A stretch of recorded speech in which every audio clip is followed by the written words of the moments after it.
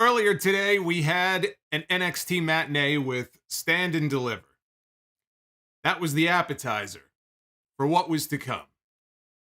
Tonight, it was night one of what WWE has been promoting as the most stupendous, that's the word they've been using, the most stupendous WrestleMania of all time. Tonight was highlighted not by a championship match, Universal title match, WWE title match, women's title match. We had two of them on the show tonight. Tonight, the show was highlighted and was closed out by a KO show segment with Kevin Owens and his guest, Stone Cold Steve Austin. Kevin Owens has had to go on television now for weeks and promote a segment of WrestleMania, not even a match. He's had to go and promote a segment at WrestleMania without anybody to play off of on TV. Every single segment that we have seen him in, he has had to do by himself, which is not an easy thing to do. There were actually two people on the Monday Night Raw roster who had to do that. One was Kevin Owens and the other was Seth Rollins, and we'll get to him in a second. So we never got to see Stone Cold on television because it wouldn't have made any sense, of course. If he's just going to be there for an interview, why put him on Raw first? But it just felt like this was going to be something more. They couldn't promote this the way that they have unless this was going to be something more than just an interview and a stunner. Austin has been very hesitant to have a match. 19 years it has been since he wrestled The Rock at WrestleMania 19. Almost 20 years ago. There is the Mantar Super Chat. You guys are going nuts in the chat right now. Skull Dipper. Thank you, sir.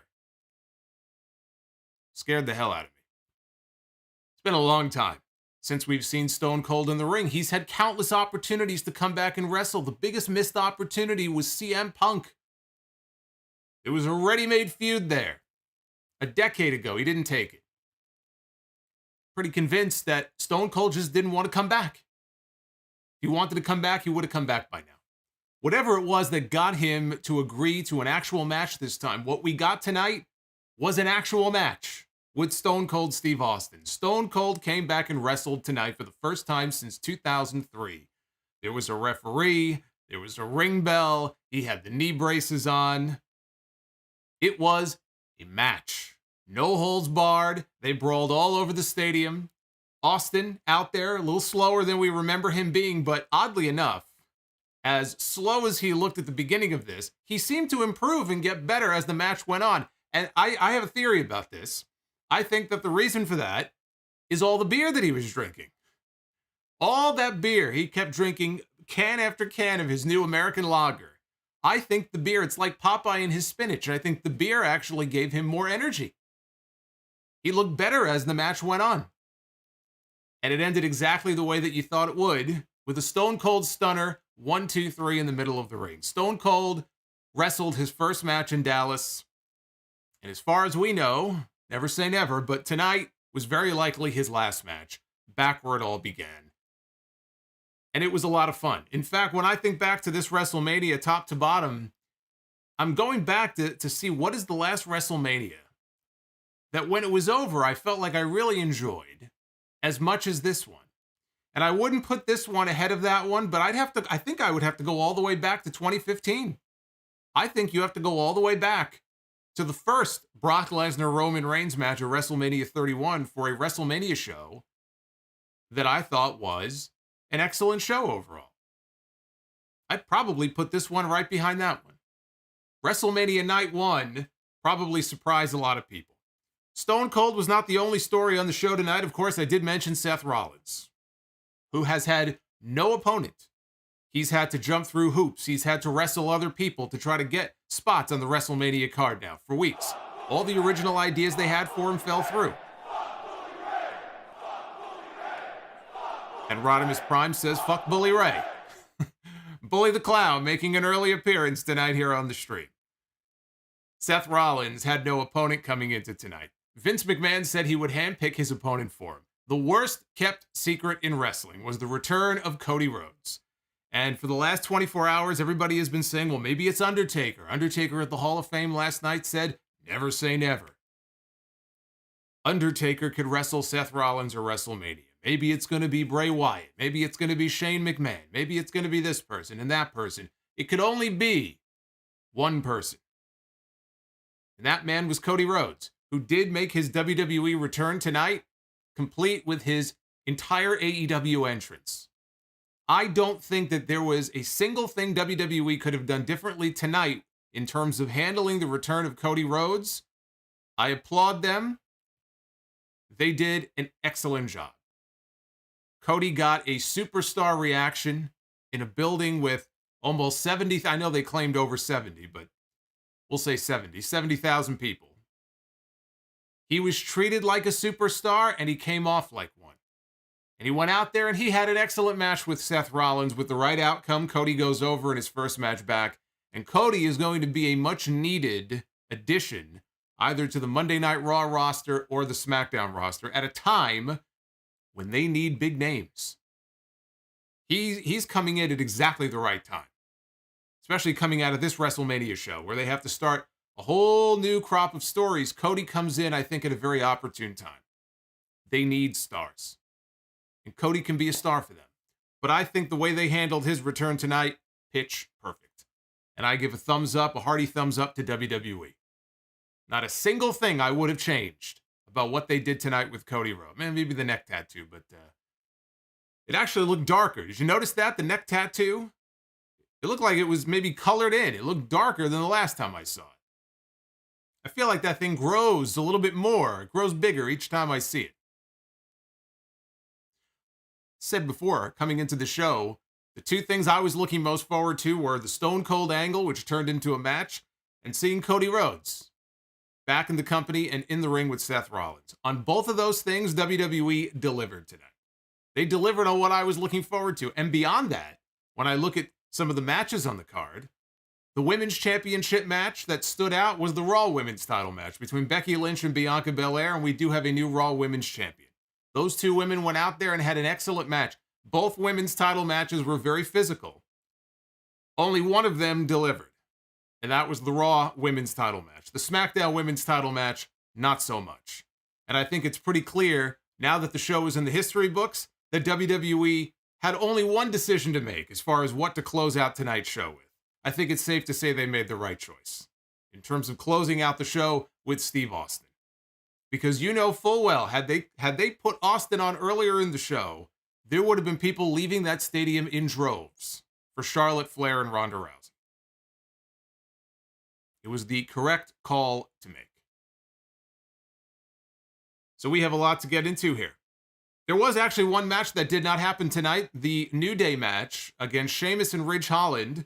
That match did not take place. And I get the sense that the people involved in that match aren't very happy about that, because I saw the tweet from Xavier Woods that went out a little after 11 o'clock at night, Eastern time, when it was very apparent that their match was not going to go on. And you can never tell over social media in terms of someone's tone, but I got the sense he was being a little facetious when he posted a poll that said, who do you think is going to win the match tonight? And he said New Day or Sheamus and Ridge Holland, knowing full well their match was cut. I don't get the sense that any of them are very happy about that. But, you know, you got 2 nights of WrestleMania. They could always throw those guys on the pre-show tomorrow. It is very strange, though, when you have 2 nights of WrestleMania that you still have to cut matches for time. That is a little strange. Do me a favor here before we go on. Hey, Bills 4th, thank you for the sub. I want you to sub. If you are not subscribed to this channel, and I know we're going to have a lot of new viewers tonight, hit that sub button, hit that like button, because it helps the video out. All these things popping up on your screen. You heard something mooing at me before. Don't ask. Those are super chats. And if you want to send one in, if you want to support the channel, if you have a question, if you have a comment about tonight's pay-per-view, send a super chat in, because I'm going to read all of them later on in the stream. You'll see them popping up throughout the night. Of course, channel memberships are open as well. If you want to join, just hit that join button down below.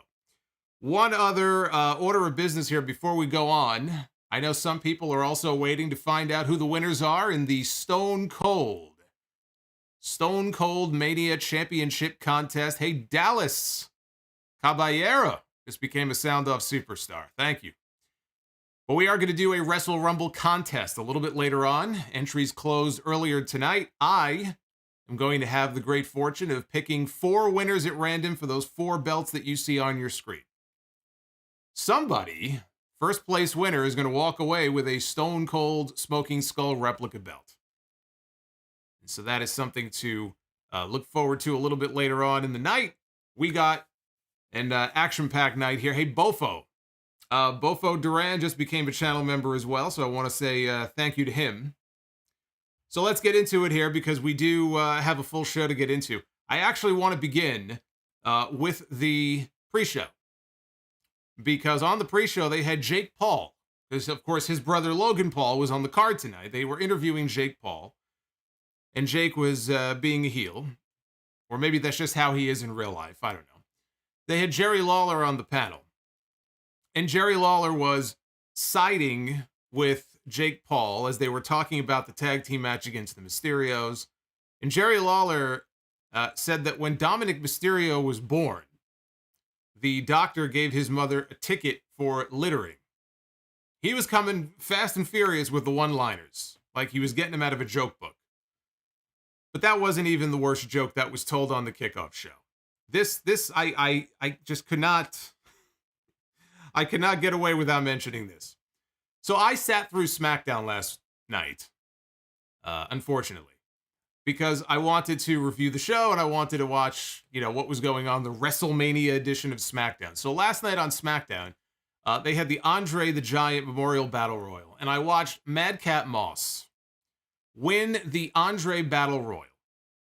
The Andre the Giant annual Budget Cuts Battle Royal was once again bumped to SmackDown, so poor Andre, being relegated to SmackDown, can't even make the WrestleMania card.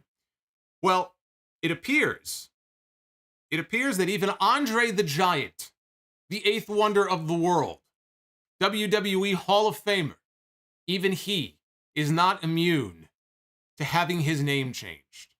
I want you to take a look at this on your screen right now. Once the super chat disappears there, Roman is a wank pheasant. Thank you, Fire Panda.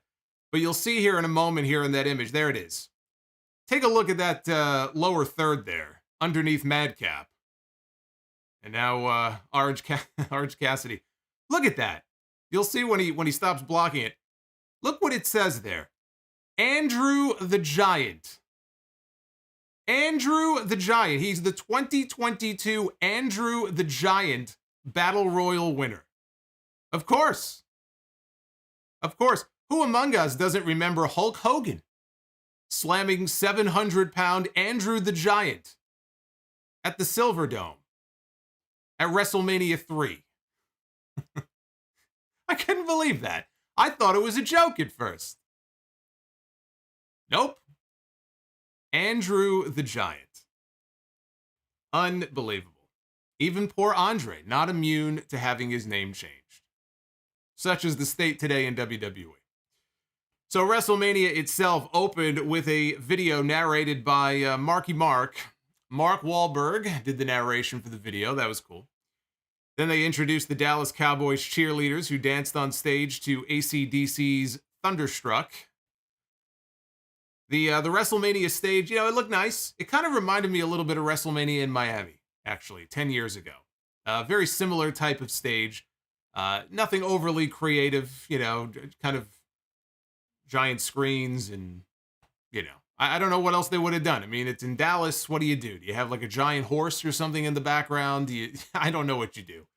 The set was fine. The attendance number they claimed was 77,899. I'm sure that sounds like a pretty ordinary WrestleMania exaggeration. I think they tend to exaggerate somewhere in the 10 to 15,000 range from whatever the real number is. Yeah, I've been following WrestleTix on Twitter, and he does a great job in terms of tracking tickets and stuff for people who are interested in that sort of thing. So I think the actual legitimate attendance was be somewhere between 62 and 65,000, which is still a lot of people. But the number they claimed was 77,000, almost 78,000. Hey, Jeff Harris, thank you for the sub. The SmackDown Tag Team Championship was on the line in the opening match. The Usos defending against Shinsuke Nakamura and Rick Boogs. Nakamura was caught in a chinlock, made the tag to Boogs, who went to work on both Usos. He did the delayed vertical suplex spot that we sometimes see him do on TV, where he'll very slowly dip down, he'll kneel down to one knee, hold the position, and then slowly rise up, because he's a strong dude. The guy is freakishly strong. He's like a power lifter. So, of course, he's a very strong man. So, we saw him do that spot. That went fine. That went perfectly fine. Nothing wrong there. Unfortunately, what happened next did not go as planned. He did another power spot, and the idea was that he would have both Usos on his shoulders. And he would stand up like in a Samoan drop position with both Usos on his back.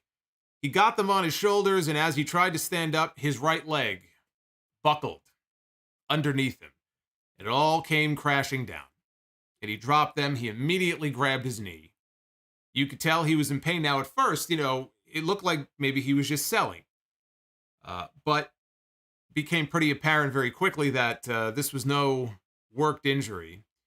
He managed to drag himself over to Nakamura to make the tag, rolled out to the floor. Nakamura went for the Kinshasa. Jey Uso avoided it, tagged in his brother. You could hear for like almost a minute straight, you could hear Jimmy and Nakamura talking to each other in the ring.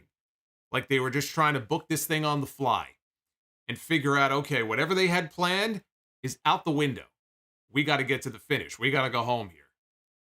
And that made it even more obvious that this was a legitimate injury. Jimmy hit the Uso splash, Nakamura kicked out, and then the Usos hit the 1D for the pinfall to retain the tag team titles. I'm sure they had to change the planned finish of the match due to the Boogs injury. I don't know if that means that there would have been a title change, but I'm sure whatever they had planned had to go out the window. This only went about 6 minutes. It was a television match, nothing more. I don't really want to grade this because there was an injury. It fucked everything up, so it's not their fault. Things happen.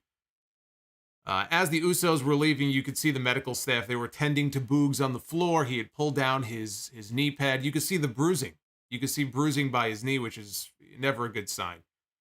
And he literally had to be carried to the back. Could not put any weight on the leg at all. He was in pain. They carried him to the back. Michael Cole gave us an update later in the show. He said that Boogs suffered a torn quad and a patellar tendon injury he'll be needing surgery for, which I'm sure means a long layoff. I think for the torn quad alone, that's going to be a long layoff. So, you hate to see anybody get hurt, but to get hurt in your WrestleMania debut, it just really sucks.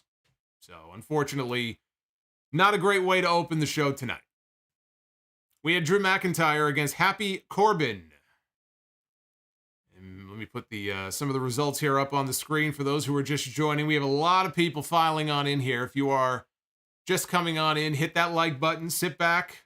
Maybe you got one of those Stone Cold American lagers. I have the IPA. I had some of the Stone Cold IPA during the pay-per-view tonight. Very filling. I didn't drink the whole thing. I have to save some of it for night 2. We have 2 nights of this shit, so I have to save some of it for tomorrow night. I will tell you, I did not drink as much beer as Stone Cold did tonight. I hope he is not driving himself back to the hotel. Well, I mean, he's not. He's living in like Nevada now, I think, right? I don't even think he's living in Texas anymore. Drew McIntyre against Happy Corbin. Michael Cole referenced the joke that Corbin cracked on Smackdown. Another wonderful thing you missed if you didn't watch Smackdown last night. All you people who were watching the Ring of Honor Supercard of Honor, all you fools who decided to watch the Ring of Honor show instead of watching Smackdown. That awesome Smackdown show. Got my fingers crossed as I say that.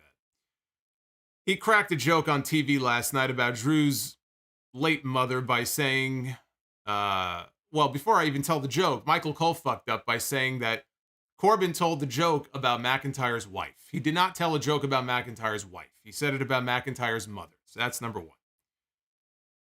But the sword, as you know, the sword that he carries around, he named it Angela, after his late mother who passed away a few years ago from cancer. Corbin decided to tell a joke on the show last night. He asked, what does Drew McIntyre's sword and his mother have in common? The answer? He lost them both. So that was the joke that he told. So yeah, that was their way of trying to put some heat, last-minute heat, on this feud 24 hours before WrestleMania. Let's just throw a dead mom joke in there because this thing has no heat. We have to do something to get, put some more heat on this, so we'll do that. That was their wonderful idea. So McIntyre takes the fight to Corbin right away as soon as the bell rings. Corbin got control for a little bit. Moss on the outside got a little over-enthusiastic. He was hopping up on the apron to celebrate because Corbin was in control here in this match. And this inadvertently distracted Corbin. Corbin's telling him, get down. Get down on the apron again. They've been teasing tension between these two. Moss has been making jokes that Corbin doesn't think are funny. We can see where things are headed between these two. In fact, it wouldn't shock me if the split happens on Friday. Corbin can blame Moss for distracting him, and that's the reason why he lost. And then that's it, Splitsville. So he tells him to get down. As soon as he turns around, he walks into a spine buster by Drew. McIntyre goes for the Future Shock DDT, but Corbin countered into the Deep Six for a near fall. McIntyre went up top and hit a diving clothesline. He was setting up for the Claymore. Moss pulled Corbin out to the floor. He pulled him out to safety. McIntyre said, well, fuck this. Hits the ropes and does a giant leaping dive out over the top rope onto both heels on the floor. He rolled Corbin back inside, gave Moss a belly-to-belly overhead suplex on the floor. I could live, frankly, without never seeing that ever again on the floor after what happened to Big E. Back in the ring, McIntyre went for the Claymore kick. Corbin ducked it, caught him with the End of Days, and Drew McIntyre became the very first person to kick out of the End of Days. Nobody's ever done it before. The End of Days and the Brogue Kick are the two most protected finishes in all of WWE.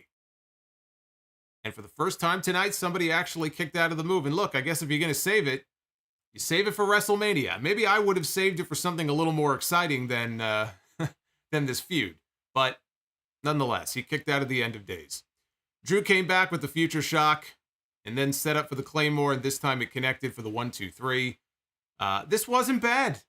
This wasn't bad. It was not a bad match. Moss got up on the apron after. McIntyre had his sword. He raised it up. Moss jumped down from the apron just in the nick of time, and McIntyre sliced through the two top ropes with the sword. He cut them right in half. The crowd was really into Drew in the final minutes of the match, which is great because they're going to be relying on him. Coming out of WrestleMania, Drew is the #1 babyface on the entire Smackdown brand. They're going to be relying very heavily going forward on Drew McIntyre heading into the summer. So it's good that the crowd was into him here on this show tonight. But believe me, nobody is happier. Nobody is more happier than I am that this program appears to be over. Finally, over. We can move on from this. Maybe we won't even get Happy and Madcap anymore. Maybe we'll even get a character change for the two of them. We had Rey and Dominic Mysterio against The Miz and Logan Paul.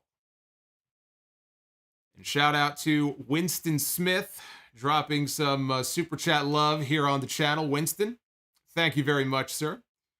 And thank you to the 3,300 almost we have so far in here with us tonight. Again, have a seat. It's going to be a while. We've got a lot to go through here. So let's talk about this Logan Paul match here for a second. Dominic came out dressed in red, white, and blue gear that was an homage to his real father, Eddie Guerrero. And what Eddie Guerrero wore, you remember the When Worlds Collide show, AAA back in '94, him and Art Barr, Los Gringos Locos, so I thought that was cool. Logan Paul walked to the ring with what we were told was the rarest of Pokemon cards around his neck. He had a necklace, a chain around his neck, and on that chain was this supposedly rare Pokemon card.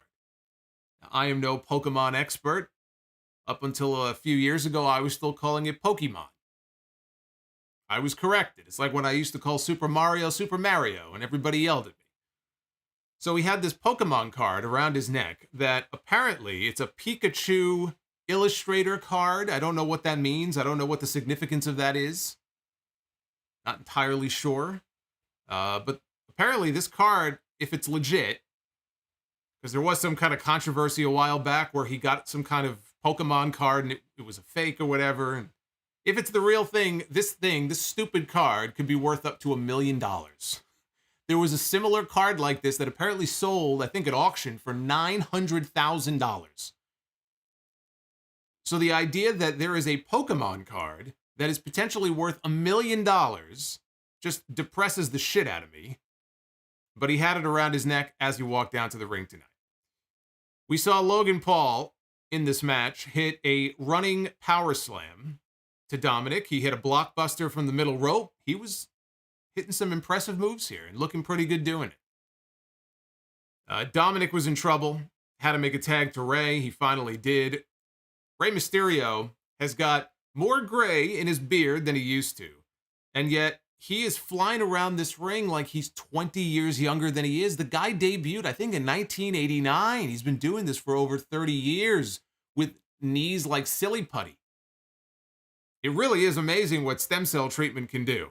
Because I know he went down to, I think, South America or Central America and had some stem cell treatment on his knees. And my God, this guy he's like found the fountain of youth. I mean, he couldn't go 2 weeks 10 years ago without getting injured.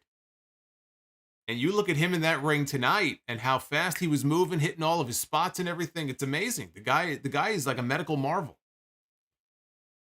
He caught Miz with a moonsault. Rey tried for the three amigos. Miz countered the third one, though, and posted him in the corner. Logan Paul got the tag, and Logan Paul, who got a ton of heat in this match. Logan Paul got more heat. I mean, the heat that this guy got. There are members of the Raw and Smackdown rosters who would kill to get the kind of heat that this guy had. He decided to do the three amigos himself, which got him even more heat. Then he did a kip up. He headed up top. He did the little Eddie Guerrero shoulder shimmy thing that he does. And then he hit a frog splash. Had the match won. Dominic was a little late on breaking up the fall, so Rey had to get that shoulder up at the last second. 619 to Logan Paul. This is the spot they teased on television on Monday when Miz saved him. Miz took it instead. Tonight, Logan Paul ate the 619. Dominic hit the frog splash. Rey followed with an immediate one right after Dominic did. Miz, though, had made a blind tag, which I didn't even notice, but Michael Cole, I think it was, or maybe it was Jimmy Smith. But one of the announcers made mention of the fact that Miz had made a blind tag. And so Miz came in, he hit the skull-crushing finale to Rey Mysterio, and he won the match. Miz and Logan Paul are your winners here at WrestleMania. And they embrace in the middle of the ring, and they raise each other's arms. All of a sudden, the expression on the Miz's face changes. He gets this very evil look on his face as he peers over at Logan Paul, and then he drops Logan Paul with a skull-crushing finale to a monster pop. Probably one of the biggest pops that Miz has ever had in his entire life. And Logan Paul looks up, he's like, what the hell just happened? What was that for? As Miz walked off. I hate to even say this. Logan Paul was really good. He really was. Logan Paul, look, if everybody is going to give Bad Bunny props for his match last year, Logan Paul looked every bit as good, if not better, than he did. Logan Paul looked good in this match tonight. My one critique, he basically no-sold the skull-crushing finale. I would have sold that shit for a little bit longer than he did, but honestly, outside of that, I have nothing negative to say about his performance here in this match. And kudos to Adam Pearce and Shane Helms, who, according to PW Insider, they're the ones who really worked with Logan Paul and, trained him for this match and went over everything with him for this match so he knew what to do and where to be and everything. So hats off to them to get him ready for this show. It's like I said in my predictions, I mentioned, if you remember, that they might be turning Logan Paul babyface. They might actually want to turn him babyface, and he has expressed an interest in doing more with WWE. This might not be a one and done for him. He might stick around. So if he does, I could see this being the beginning of a babyface turn. Even though Miz got cheered, he got cheered big time for attacking him here at the end of this match. I mean, look, the guy is a natural heel. You would think WWE understands that. That's why he was a heel going into WrestleMania. You know, it's like when they thought that Floyd Mayweather was going to be the babyface going into WrestleMania 24, and he came out on television every week and got booed. Why? Because he's a natural heel. And they had to change course a little bit for the match. They tend to misjudge these things sometimes. You know that you are a natural heel when you get The Miz loud, boisterous cheers. Takes a special kind of hated personality to get The Miz cheered the way he was tonight. But we'll see. We'll see where they go with this. I thought the match itself, though, was actually pretty fun. So they introduced Stephanie McMahon next, and I thought, oh boy, Slappy is here. She walked out onto the stage, and she didn't slap anybody tonight. But she walked out, and thankfully this was kept very short. She introduced the newest addition to the WWE roster, NCAA champion, Olympian, Gable Steveson, who walked out. He waved and walked to the back. And that was the last we saw of him for the rest of the night. Short, sweet.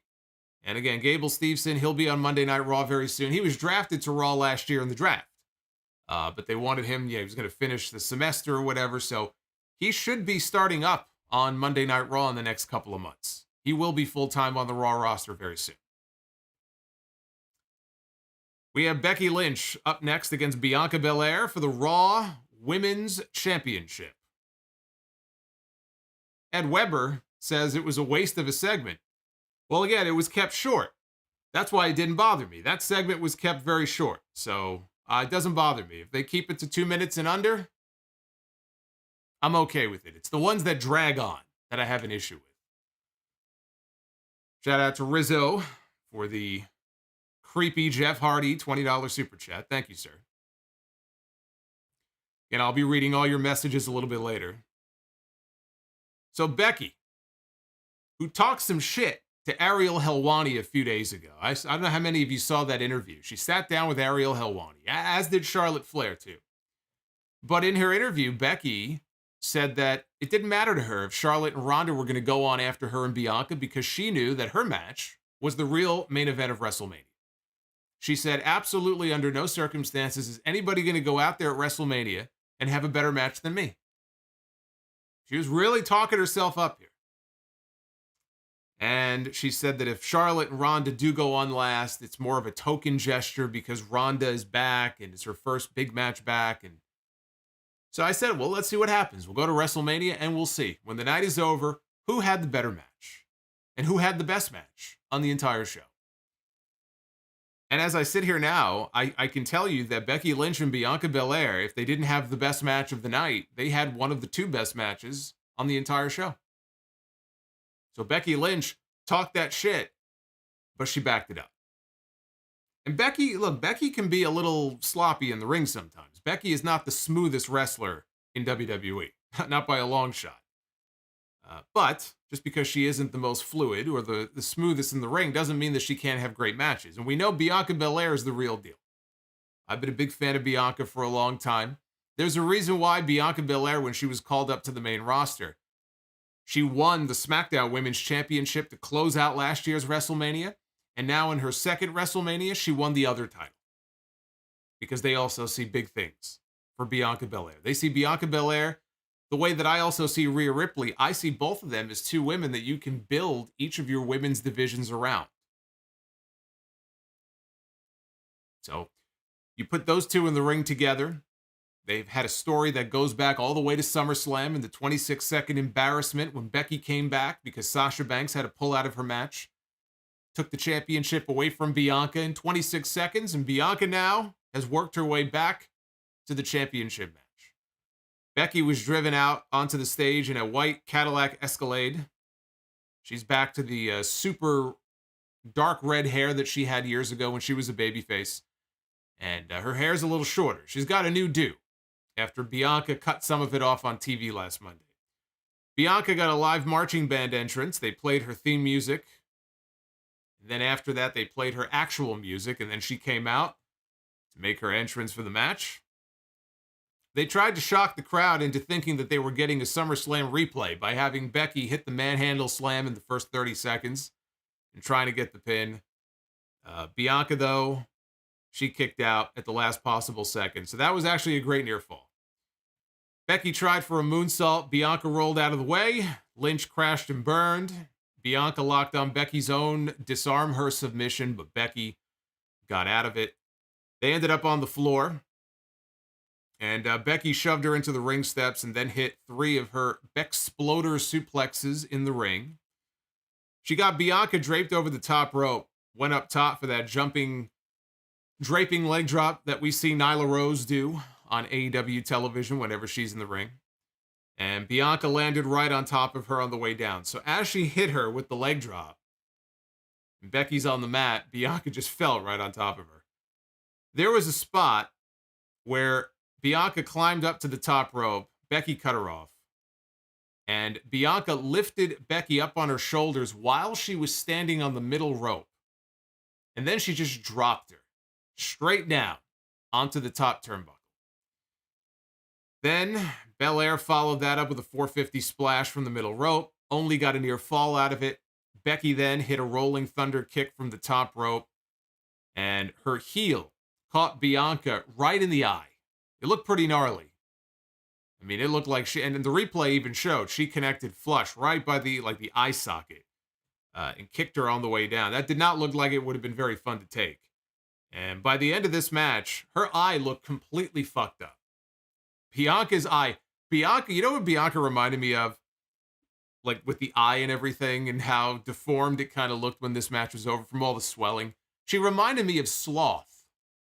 Like her eye reminded me of Sloth from the Goonies. That's what that reminded me of. Bel-Air recovered, went for the KOD. Becky held on to the top rope, though, wouldn't let go. She had a vice grip on that rope. Bel-Air gave her the KOD to the floor. She just dumped her out over the top rope, and Becky crashed to the floor down below. Becky recovered and yanked Bel-Air into the ring post by her braid, pulled her right into it. And Becky gave her a manhandle slam on the flat part of the ring steps. She was nearly counted out, made it back into the ring before the count of 10.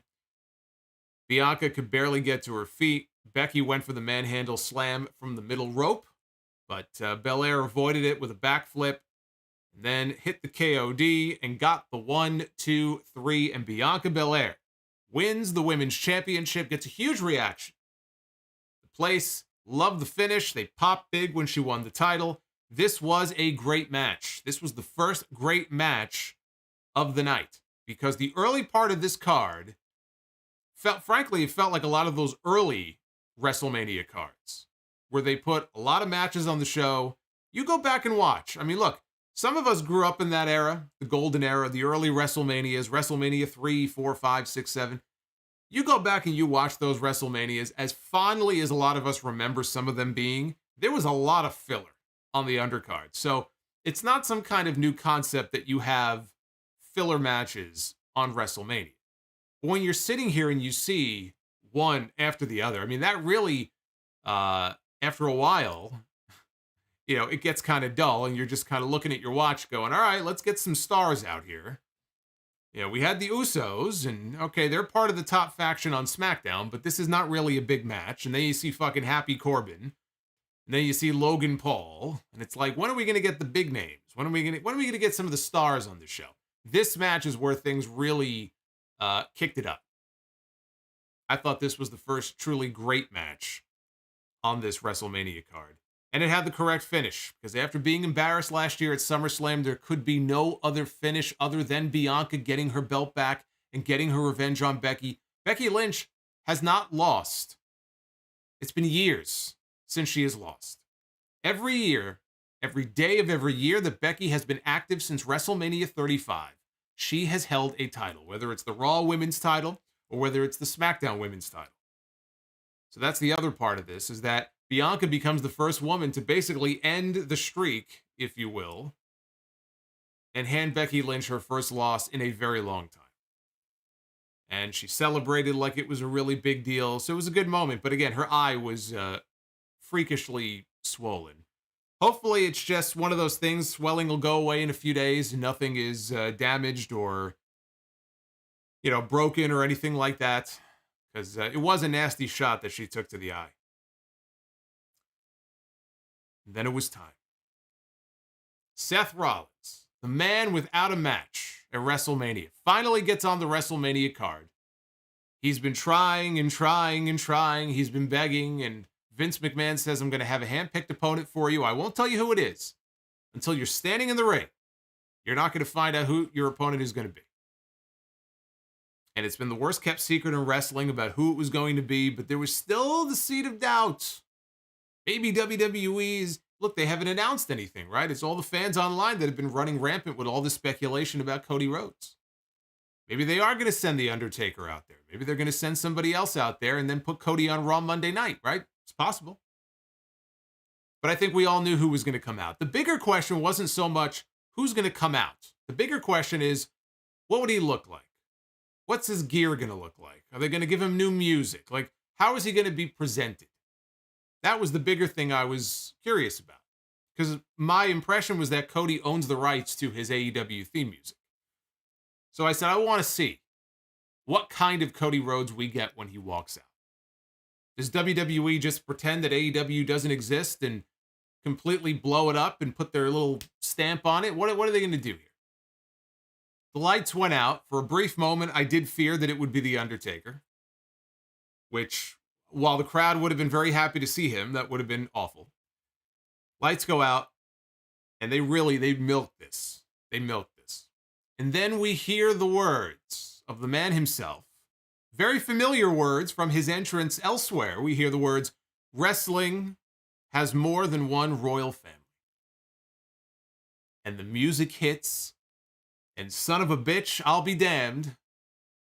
They kept the exact same entrance that he had in AEW. It was the same entrance, the same opening, the same downstate song that he came out to, Kingdom. It was, everything. Rising up from the stage, the way that he did in AEW.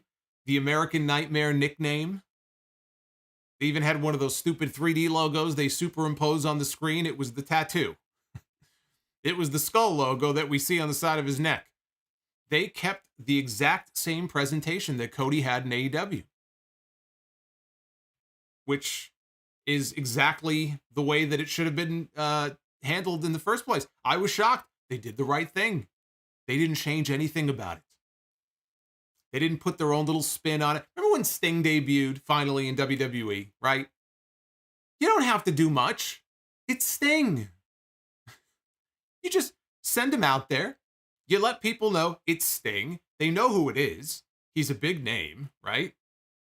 They couldn't leave well enough alone. When he debuted, he wasn't just Sting.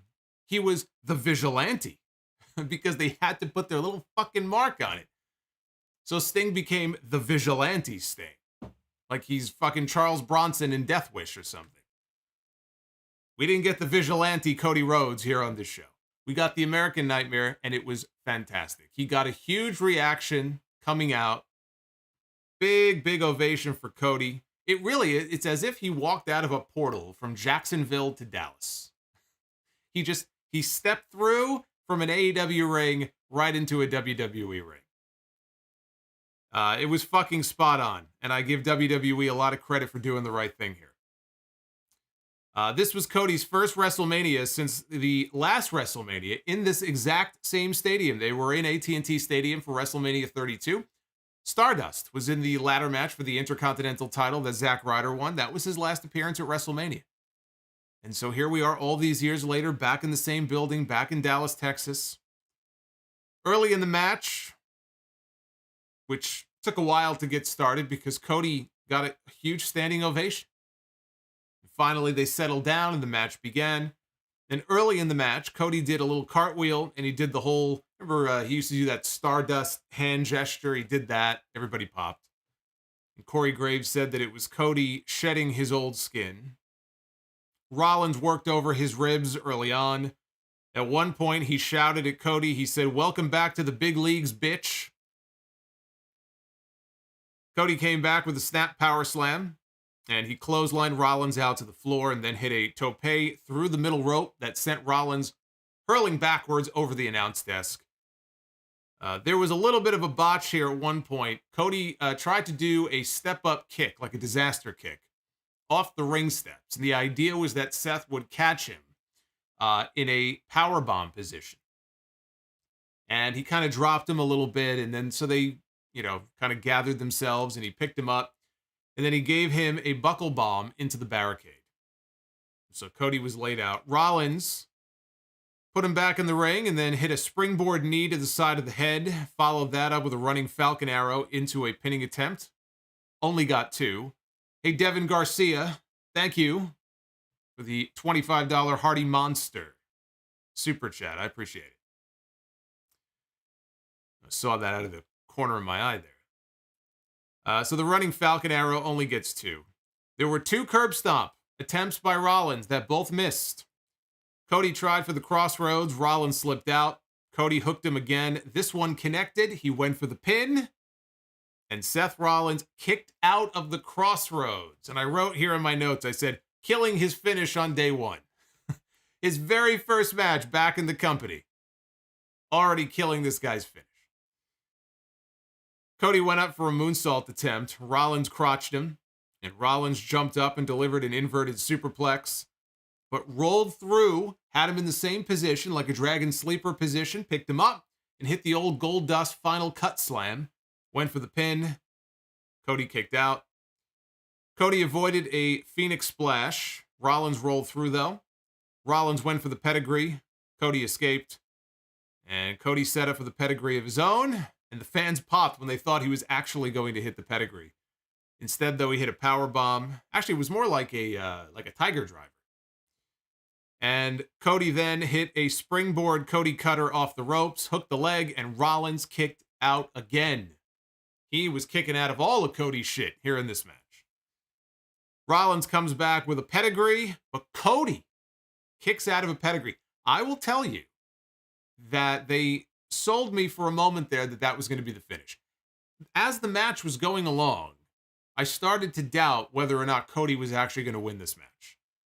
And I thought back to when AJ Styles had his first WrestleMania match against Chris Jericho and he lost. And it's not like they haven't done stuff like that before. It would have been very believable to think that Cody would lose this match.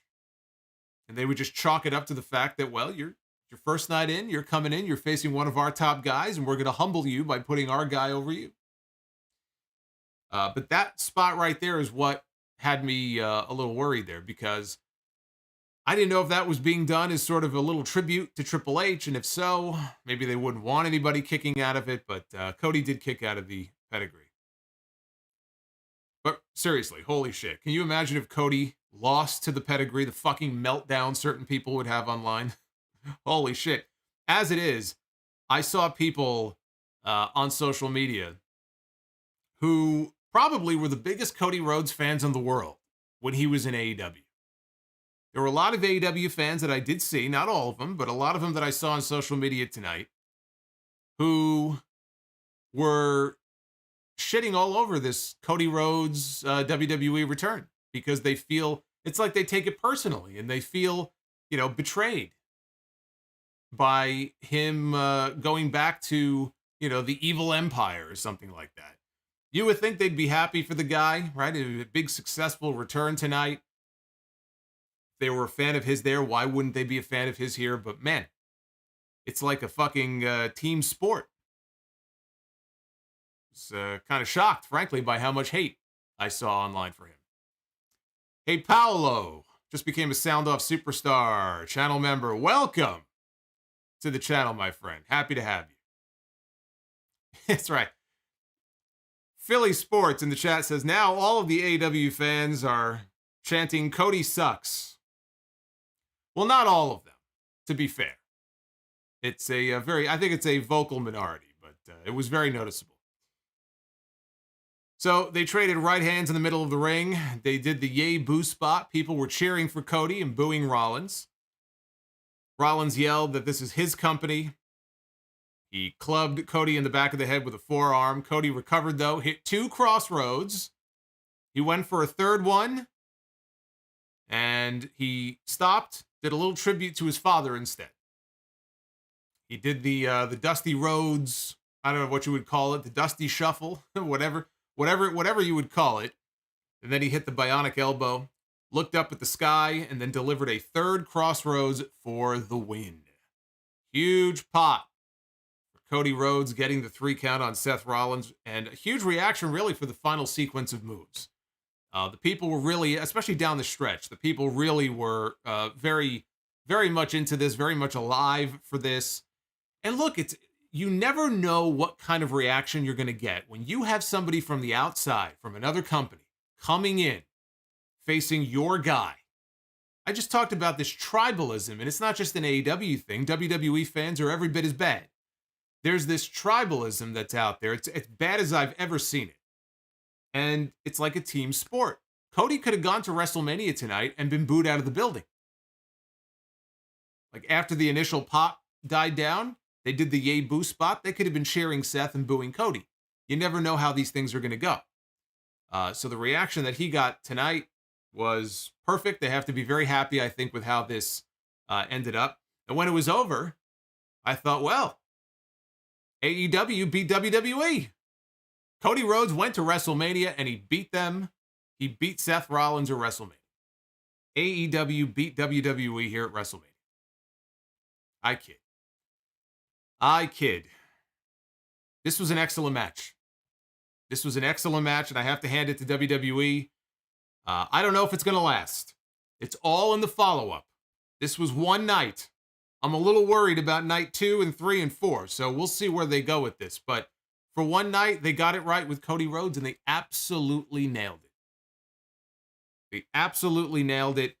From the entrance and the presentation to him going over in the end, which easily could have gone the other way, believe me.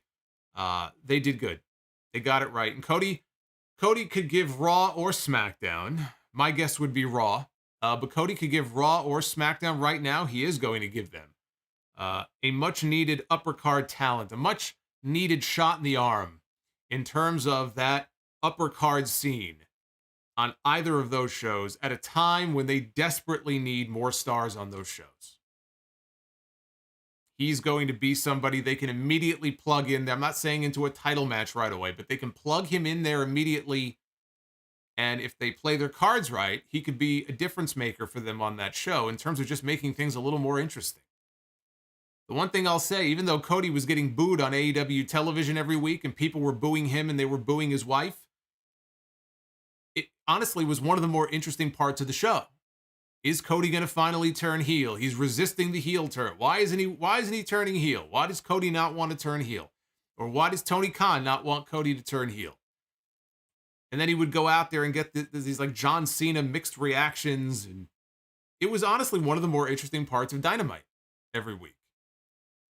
But he was still going out there and having some really good matches. The last match he had in AEW was the ladder match for the TNT title against Sammy Guevara. And that was a great match. He went out of AEW on a high note. He came back to WWE on a high note. So Cody is on cloud 9 right now. But the key is in the follow-up. It's all in how they follow up on this. But I have said this before, and I will say it again. If you want somebody to come across like a major star, you need to treat them like a major star. Even if you are somebody who does not think that Cody Rhodes is a world champion in WWE, he's not world champion material, he's mid-carder, upper mid-carder at best. Whatever your opinion and your thoughts are of Cody Rhodes, you are entitled to that opinion. What I'm telling you is that, even if you believe that, if WWE believes that he's a main eventer and they want you to believe that he's a main eventer, the power is in their hands. It's all in the booking. If they book him strong and they give him television time and they program him with the right people, he will get over as a major star. And that's something they could definitely use right now. I would put a mic in his hand first thing on Monday night. I wouldn't waste any time. When the show goes on the air Monday night, I play that music. I have him rise from the fucking ground and I put a live mic in his hand and I let him go out there and talk. It's the Raw after WrestleMania. You want to give the people something different. You want to give the people something interesting to look forward to. That's one of the things that you can do on Raw Monday night. They already have Veer. Veer is coming on Monday night. Veer Mahan is finally going to make his debut on Raw, or his return on Raw Monday night. Right? He's been coming for so long, he can wait an extra hour to come. You put Cody Rhodes out there when Raw goes on the air Monday night. Next up, they introduced all of the Hall of Famers from last night. Undertaker, of course, got the lion's share of time here. They gave him the full entrance. And he walked out there. He was soaking up the crowd reaction. The sustained ovation that Roman got at the Hall of Fame, or Undertaker, I'm sorry. Did I say Undertaker? I saw someone mention Roman in the chat. You got me all confused here. The sustained ovation that Undertaker got at the Hall of Fame on Friday night, which I did finally see earlier this morning, I went back and I watched it, was unbelievable. Was unbelievable. I've seen some sustained ovations before. Hulk Hogan has milked plenty of them in his day. And the people love him, especially when he's up there in Toronto or Montreal. The Canadians loved Hulk Hogan. Maybe they still do. But the reception that he got at the Hall of Fame was very special. And when he came out at WrestleMania tonight, now you have multiples more people in the crowd. And so it was magnified by that much. And they gave him a very similar reaction tonight. He came out. He was not in his gear. He was not in his hat. He was in a tux and a black tie. Or not a tux, but like a suit and a black tie. He walked out on stage. He walked to one end and acknowledged the crowd. He walked to the other end of the stage and acknowledged the crowd. And he got a tremendous response here in Texas. A well-deserved response for someone who has been more loyal to this company and to Vince McMahon than, frankly, he probably had to be. Probably should have been. But he got a great reaction from the people in the building. And then we had the Smackdown Women's Championship match. Charlotte Flair defending against Rowdy Ronda Rousey. So we were about to find out who was going to have the better women's title match on this show. Becky Lynch already called her shot. Would Charlotte Flair and Ronda Rousey go out there and top them? A few minutes in, Flair speared Rousey out of nowhere, covered her for a near fall. Ronda kicked out. It's worth noting that when they did the ring introductions for this match, both women got booed. Ronda got booed and Charlotte got booed, which is never a good sign. Charlotte went up top. Of course. I know the fucking, the back of my fucking hand. I knew this was going to come. Charlotte goes up top for the double jump moonsault that always looks like shit.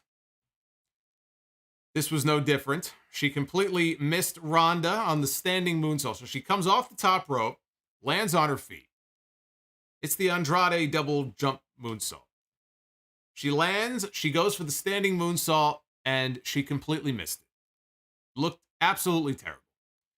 And my new favorite pastime, I will say, in WWE is waiting to find out what the announcers, in this case, Michael Cole and Pat McAfee, who tried to explain that, Ronda rolled out of position at the last moment. It's my new favorite pastime. The WWE announcers twisting themselves in pretzels, trying to explain why Charlotte Flair didn't get all of it. Why Charlotte Flair missed her moonsault. Why this didn't look so good. Oh, I don't know if she got all of it. You would think that after, I don't know, the third, fourth, fifth, sixth, seventh, eighth time that this happens, maybe she would abandon ship on the move and just not do it anymore. Find something else that looks good. No, she insists on continuing to do it. And look, if you think that it's not Charlotte's fault, that it's her opponent's fault, her opponents are always out of position, then still, the same logic applies. Don't do the fucking move. Because clearly, you and your opponent are not on the same page here. But she insists on continuing to do this move, like it's in her fucking contract or something. But honestly, it's become a rather fun exercise for me to see what explanation, what excuse the announcers are going to come up with this time. Oh, Charlotte, she saw a friend of hers in the crowd and she was distracted. Oh, there was a banana peel on the floor. When she first landed on her feet, before she did the second moonsault, she kind of slipped a little bit. Donkey Kong left the fucking banana peel on the floor and she almost slipped. It's ridiculous. Charlotte got Ronda in a lion tamer in the ropes. And then Ronda basically sat up and was staring her right in the face. And Ronda took her off the top with a judo throw. Ronda hit Piper's Pit which is her finish, or one of her finishes anyway. And then went for the armbar, but Charlotte slipped out before she could lock it on. Charlotte then took her down with a big boot to the face. Ronda went for Piper's Pit again, but Charlotte slipped out, and Ronda got the ankle lock on that she learned from her good friend Kurt Angle, who she teamed with in her debut at WrestleMania 34. That was an excellent match. That was a great match. You want to see a great Ronda Rousey match, you go back and watch their match at WrestleMania 34. Her and Kurt Angle against Triple H and Stephanie. Coincidentally, it was also Triple H's last great match. Although Charlotte and Ronda actually had an excellent match at Survivor Series a few years ago. It's not like these two haven't worked together before.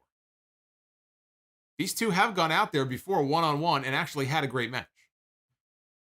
This was not one of them. Ronda got the ankle lock, though, and Charlotte reversed out of it with one of her own. Ronda escaped. Charlotte went headfirst into the bottom turnbuckle.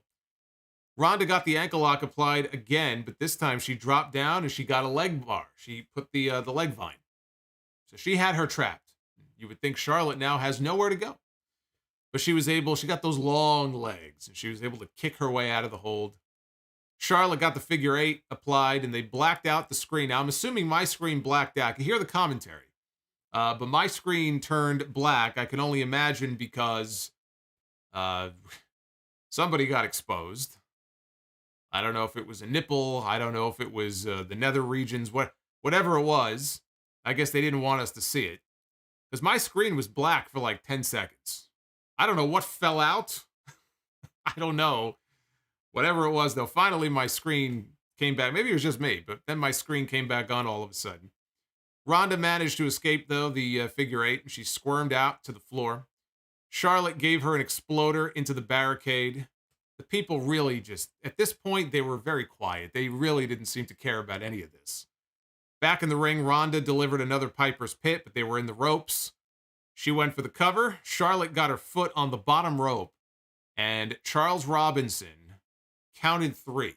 As soon as he counted 3, he immediately waved it off and said, no, because he saw the foot on the bottom rope. So he counted it, but before he could call for the bell or anything, he says, nope, and he waved it off. I wasn't sure if it was a botch or not at first, but then I don't believe it was. As the match went on, it became clear that this is part of a storyline coming out of this match. So he waved it off. Charlotte hit the natural selection while Ronda was distracted arguing with Robinson over what just happened. She thought she won the match. She gets caught with natural selection and goes for the pin, does Charlotte. Ronda kicked out. So the figure 8 didn't work. The natural selection didn't work. Obviously, her moonsault never fucking works. So now Charlotte is getting very frustrated. She doesn't know what to do here. Charlotte goes for the spear, but by accident, she speared the referee, and down goes Lil Nate. Down goes Charles Robinson. Ronda got the armbar applied, and of course, now there's no referee, and so Charlotte is immediately tapping out. She's feverishly tapping out here. Referee didn't see it because he was down. She lets go of the hold. She goes to check on the referee. Charlotte then catches her with a boot to the jaw, right on the side of the face. Boom! Kicked her right in the jaw and covered her for the 1-2-3. And just like that, Charlotte Flair retains the SmackDown Women's Championship. And when the match was over, again, it got like a kind of a tepid reaction, but the story coming out of this match is that Ronda Rousey now can claim that she had the match won twice and got screwed. And clearly that is going to be the story. That is going to be the premise for at least one rematch between these two, because obviously this issue between them is not over yet. This is going to continue. They do have a pay-per-view, by the way. The next pay-per-view is called WrestleMania Backlash. So we're going to have like the night of fucking rematches on that show. The thing I'll say about this match, Ronda was all bruised up. She was all red, welts all over her body. She looked like she took a beating in this match. This was a physical match, but it wasn't a very good one. And actually, I thought it was a disappointment when I think back to the last match they had. This did not live up to the expectations of what I, have seen them do in the ring together before. I thought this was disappointing. The crowd seemed bored by most of it also, but apparently there was a huge fight that broke out in the crowd during their match. And so for at least part of the match, that might have been why the crowd sounded quiet and distracted. But again, that doesn't account for the entire match. I've been telling you people for weeks that the build to this match has been underwhelming. They're going to put this on as the main event of WrestleMania to close out the show. No, they're not. Not with this build. These Ronda Rousey promos every week. These horrible promos. These horrible wooden promos on TV. This never felt like a WrestleMania main event. This did not deserve to go on in the final match, in the final spot at WrestleMania, even though Ronda won the Royal Rumble, and technically she's supposed to get the main event. It never felt like the main event of WrestleMania. The build was very lackluster. The one thing I said is, well, even though the build was lackluster, they can go out there and have a great match. They did not go out there and have a great match. And people didn't seem to have a whole lot of interest in it either, which probably shouldn't be surprising based on how the storyline has gone on TV. So of the two women's title matches on this show, the Raw women's title match easily wins out the night. I said before, can you imagine if they put that final Stone Cold segment on earlier and did close out the show with this? Half that building would have been gone. Quick, let's get to the parking lot so we can get out of this place. There was no way you could put that match on after Austin as the main event. There's no way. Speaking of which, they closed night one of WrestleMania with the KO show, with Kevin Owens and his special guest, Stone Cold Steve Austin. They had two announcers' chairs in the ring, KO show signs in each corner. Very low rent setup, by the way. I do miss the days of actual talk shows. The Heartbreak Hotel had a nice little set, had that little bed, right? Piper's Pit, the Snake Pit, the barber shop, the funeral parlor. Now, you just go in the ring, you take like a little cardboard. It's like something you'd see at like a little fucking indie show in front of 50 people. We'll put a little cardboard sign in the corner. KO show. Put a chair in the ring. I don't think you could possibly put less effort into these talk show segments that they have now on WWE television. At least try to have some creativity with it. Didn't Carlito's Cabana, didn't they at least have like a fucking hammock or something in the ring for his show? Shout out to Andrew Jorlog dropping the 1992 Ric Flair Royal Rumble Super Chat. That's right. MVP's VIP Lounge. Even that looked like they at least tried. Anyway, they had the announced chairs in the ring. He threatened to give Stone Cold a stunner. Of course, again, he was milking it before Austin came out. He goes, I know all you people are waiting for a certain someone to come out, but he's not coming out here until I say it's time for him to come out here. And he called Austin. He said he was going to give him a stunner. He was going to pour a beer on his stupid bald head. And then we had the glass shatter and we got the monster pop. And this was the moment that I was most looking forward to here on this show. Steve, and the shout out to Steve Mello, by the way, with the Andrew the Giant. That's right, Andrew. We had a super chat just now from Andrew. Good old Andrew the Giant. Dropping some super chat love. I still can't get over that. What a slap in the face. Kevin Dunn, what are you doing? Andrew the Giant. Reminds me of that one time on SmackDown, Bayley was in the ring doing one of her Ding Dong Hello talk show segments. There's another one, by the way, Ding Dong Hello. And the little lower third on the bottom of the screen, when they flashed it to put her name up there, it said Bayley, and it said WWE Champion. I was like, really? I must have missed a few weeks of television here because I wasn't aware that Bayley had won the WWE title. So the glass shatters, and here comes Stone Cold Steve Austin in Texas at WrestleMania with tens of thousands of people just waiting because they haven't seen him on television, right? They've been building and building and building and building this now for weeks. He comes out. He's looking thinner, You could see he's obviously, I mean, look, he's 20 years older than the last time we saw him in the ring. Almost 60 years old. So he has, especially in the face, he slimmed down a little bit, but otherwise he looked to be in pretty good shape. He was wearing the old classic black Austin 316 t-shirt. He had the jean shorts on. He had both knee braces on. He had the boots on. He comes out.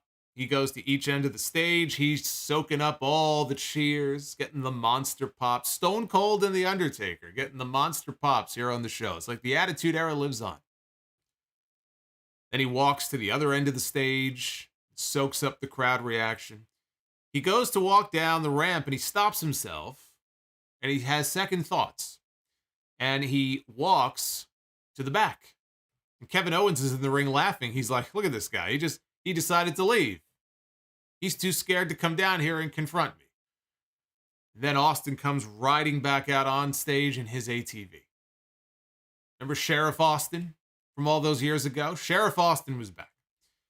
And he rode the ATV down to the ring, got into the ring, hit a couple of corners, did the Stone Cold pose. He threw away the Kevin Owens show signs because they were blocking him from standing on the turnbuckle in the corner.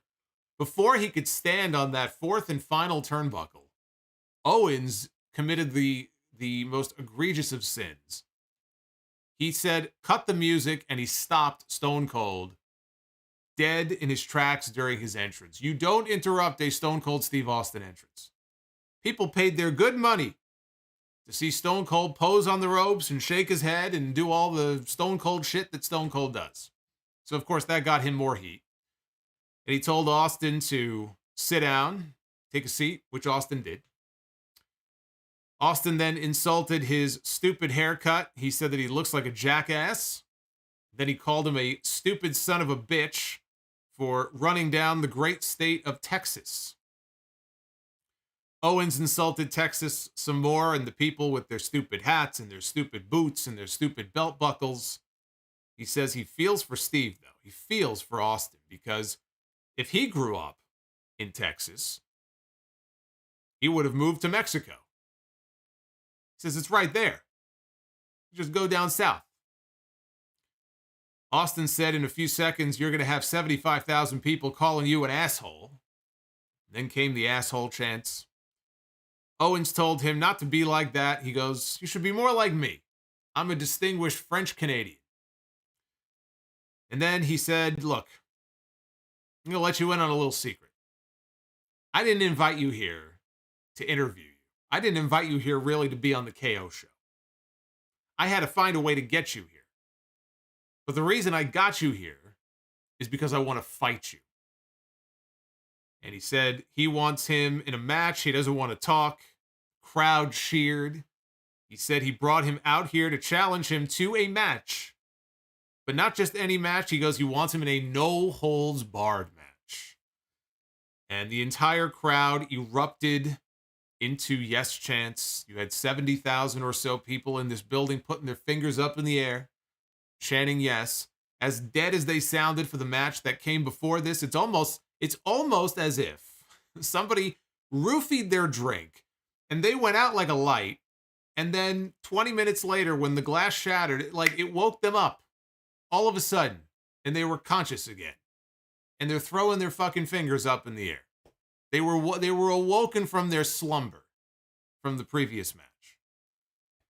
He said if Austin isn't going to accept his check, because Austin was sitting there for a long time, just kind of looking around, and he didn't say anything. And Owens said, look, if you're not going to accept my challenge, then get back on your little golf cart and drive back to your stupid ranch.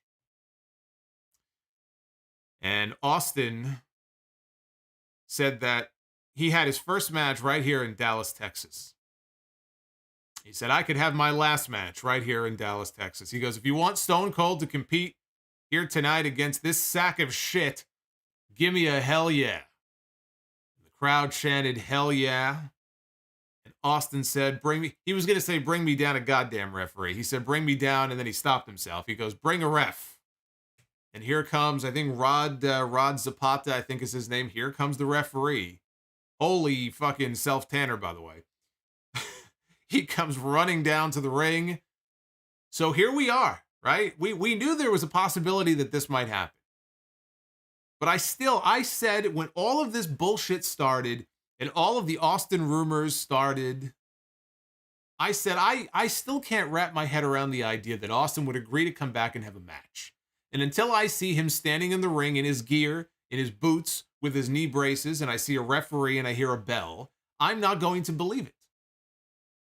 And here's Austin in his boots, in his knee braces, in the ring with a referee, and the referee calls for the bell. Well, first of all, Austin, they took the chairs.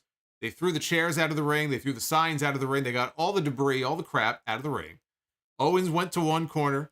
Austin went to the opposite corner. The referee asked him, "Are you ready?" He called for the bell, and the bell rang.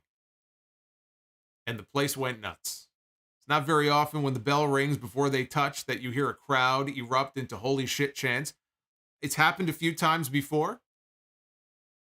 I think the first time I ever saw that was the first match between the Shield and the Wyatt family at the Elimination Chamber show in 2014.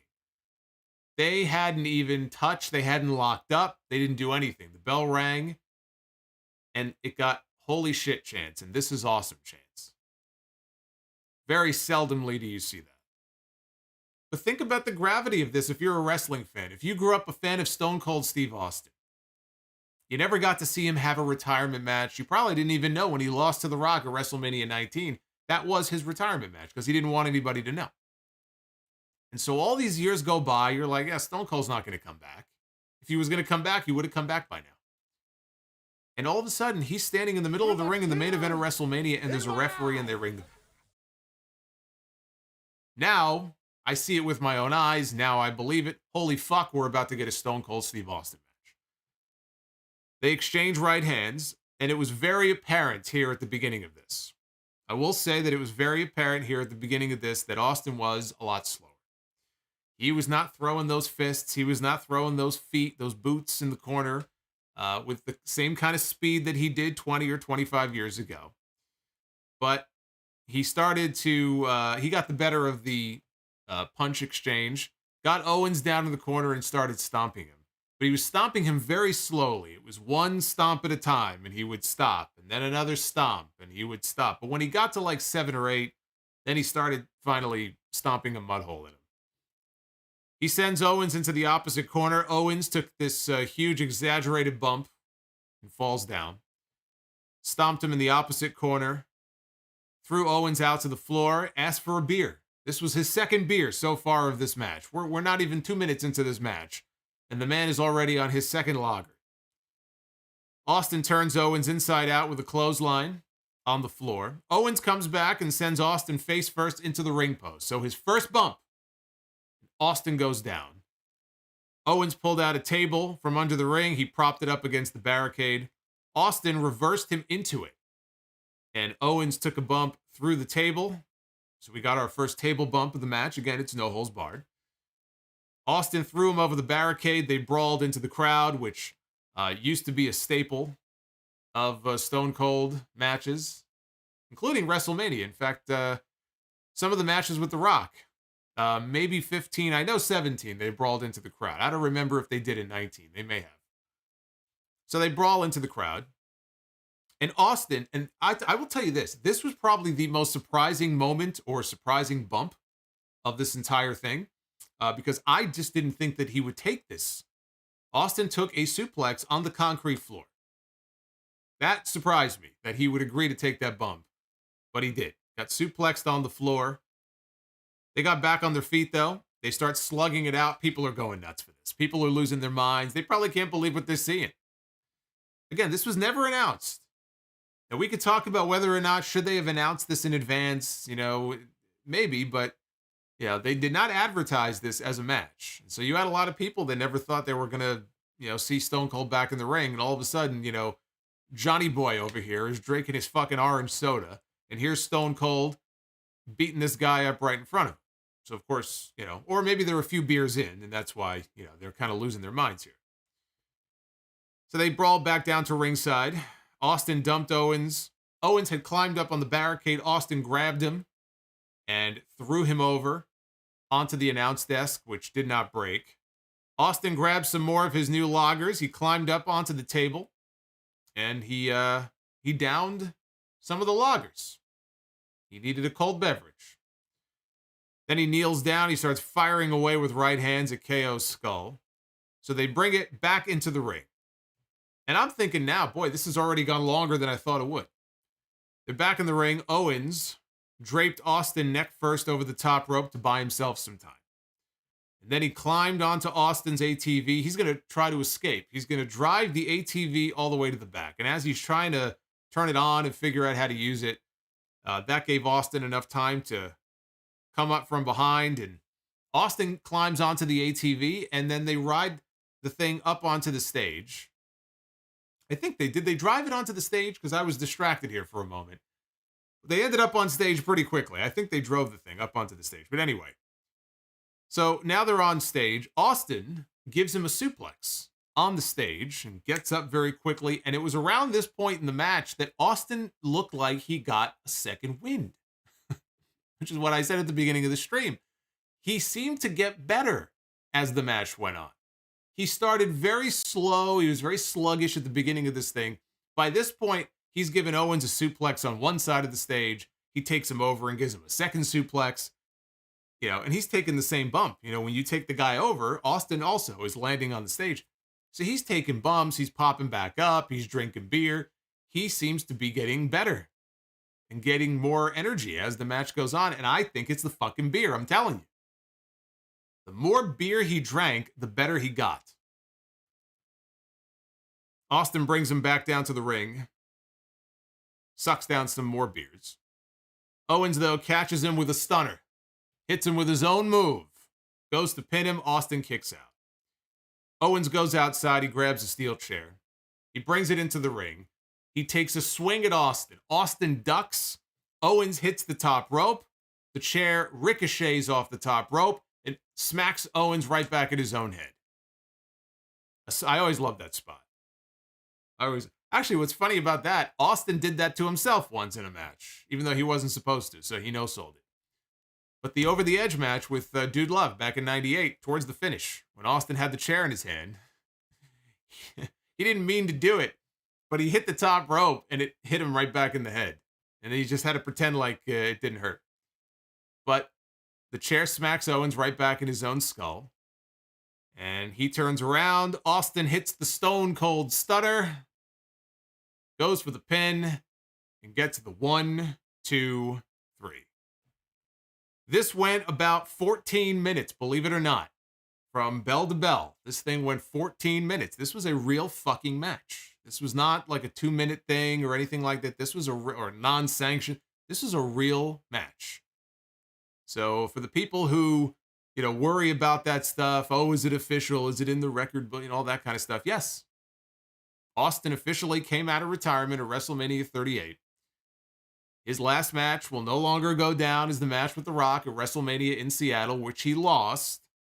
His final match, if this is his final match.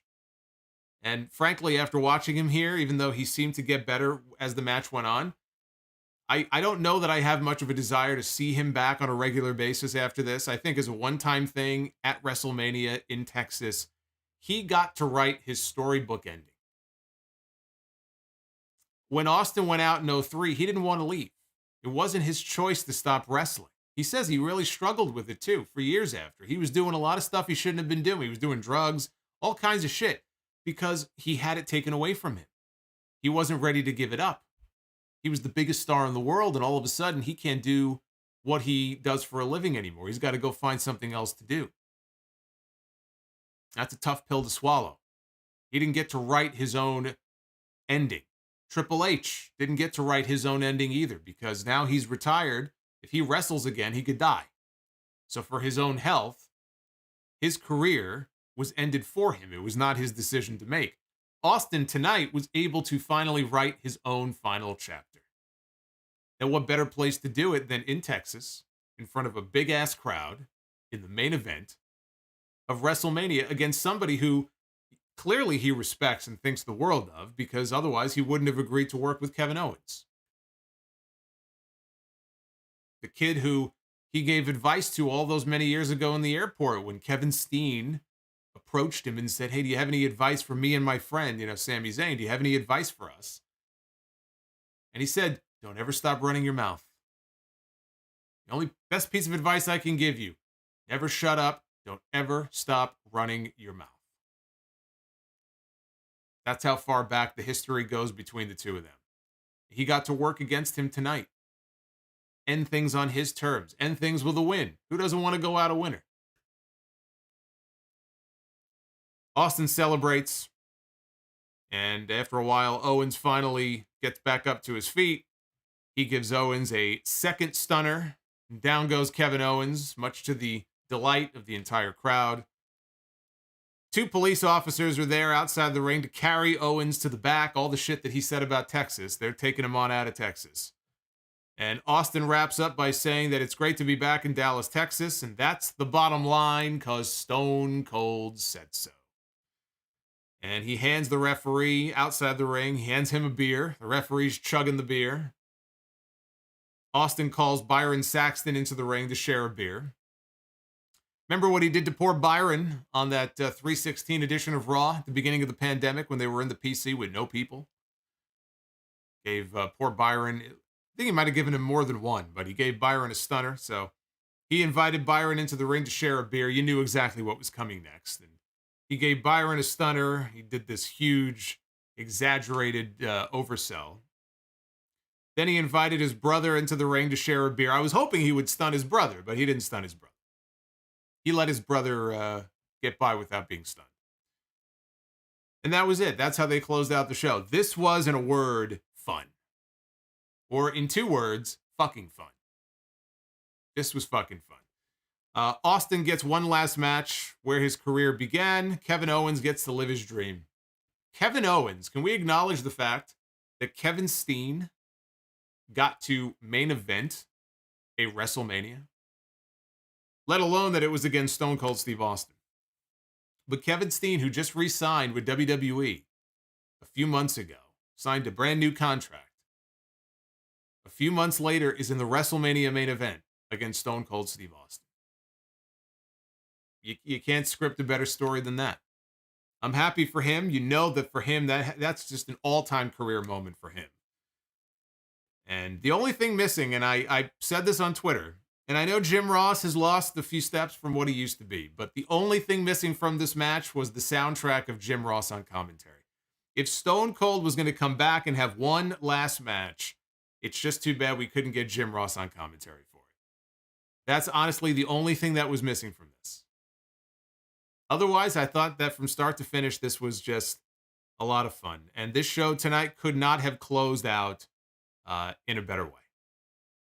So that put a smile on my face. And when this WrestleMania was over, after having seen that, I was left very satisfied. I thought this was a very good show. And so now we have night 2 coming up. And night 2 is going to have some work to do. I'm looking at that card and, it's doable. It's doable, but I think it's going to be tough. We have WrestleMania Sunday coming up. I am going to be back with you to do this all over again one more time tomorrow night. Here is the rundown real quick. We have winner take all championship unification. Brock Lesnar 1-on-1 against Roman Reigns. Edge 1-on-1 against AJ Styles, which of course I'm looking forward to that a lot. Pat McAfee against Austin Theory, which I think could be very entertaining. Anything goes. Sami Zayn against Johnny Knoxville. We have the Raw Tag Team titles on the line. RK Bro defending against the Street Profits in the Alpha Academy. Women's Tag Team titles on the line. Sasha Banks and Naomi. Rhea Ripley and Liv Morgan. Shayna Baszler and Natalya. And Carmella and Zelina Vega. And Bobby Lashley goes 1-on-1 with Omos. And we'll see if they reschedule the New Day match against Sheamus and Ridge Holland. If they don't reschedule that match for tomorrow, it's pretty fucked up. I mean, I understand in the past that matches get cut for time purposes sometimes, but you've got 2 nights of WrestleMania now. They have a 2-hour pre-show. From 6 o'clock to 8 o'clock, you have a 2-hour pre-show. Throw these guys a bone. Put them on the pre-show, if nothing else. I can completely understand. If they don't make it on the show tomorrow night, I would be just as upset as they are. So anyway, that is the WrestleMania rundown for tomorrow. Now, you guys have had a lot to say. By the way, I'm being told that we have a little over 200 likes left to hit 1,000. So can you get me to 1,000? Toss this guy a thumbs up. Let's see if we can at least hit 1,000 here. We had almost 4,000 in here before. Surely we can hit 1,000. But before I get to your super chats, we do have some business to transact here. This is something I know some of you have been waiting for. Wrestle Rumble, the first of 2 contests for which I get to pick the winners here this weekend. This one, very appropriate, of course. Tonight being the return of Stone Cold Steve Austin. That we have the Stone Cold Mania Championship Belt Contest. I'm going to be picking 4 winners at random to win those championships that you see on your screen. 4th place winner gets the mini Austin Legacy Belt. 3rd place winner gets the Attitude Era Big Eagle, like the one that you see over my shoulder on camera when I am on camera, which I'm not right now. 2nd place winner gets the United States Championship, old WCW style. And the 1st place winner gets the Stone Cold Smoking Skull Championship. So what I'm going to do here, the way we do these contests, is I am going to put the names here in this randomizer. And we had a lot of names here, well over 2,000. I think it was over 2,400, but whatever the exact number was, well over 2,000 names. You might see some repeats because you can enter more than once, but whole list of names here. And so what we're going to do is I'm going to randomize this. Hey, Big Red Justice, just subscribe to the channel. Asuka gives you the double thumbs up. I'm going to randomize this. The first 4 names that you see are going to correspond to the 1st, 2nd, 3rd, and 4th place winners based on those numbers. It's very simple. It does not get any easier than that. So, without any further ado, drum roll, please. The winners of the contest are Bryant Becerra is the 1st place winner of the Stone Cold Mania contest. 2nd place winner, Wesley Parker. 3rd place winner, Brian Caravlan. And the 4th place winner is Kayla Spencer. So congratulations to Bryant, Wesley, Brian, and Kayla. You are the 1st, 2nd, 3rd, and 4th place winners in that order in the Stone Cold Mania Championship Belt Contest. Wrestle Rumble will be in contact with you to get those championships out to you at the beginning of this week, ASAP.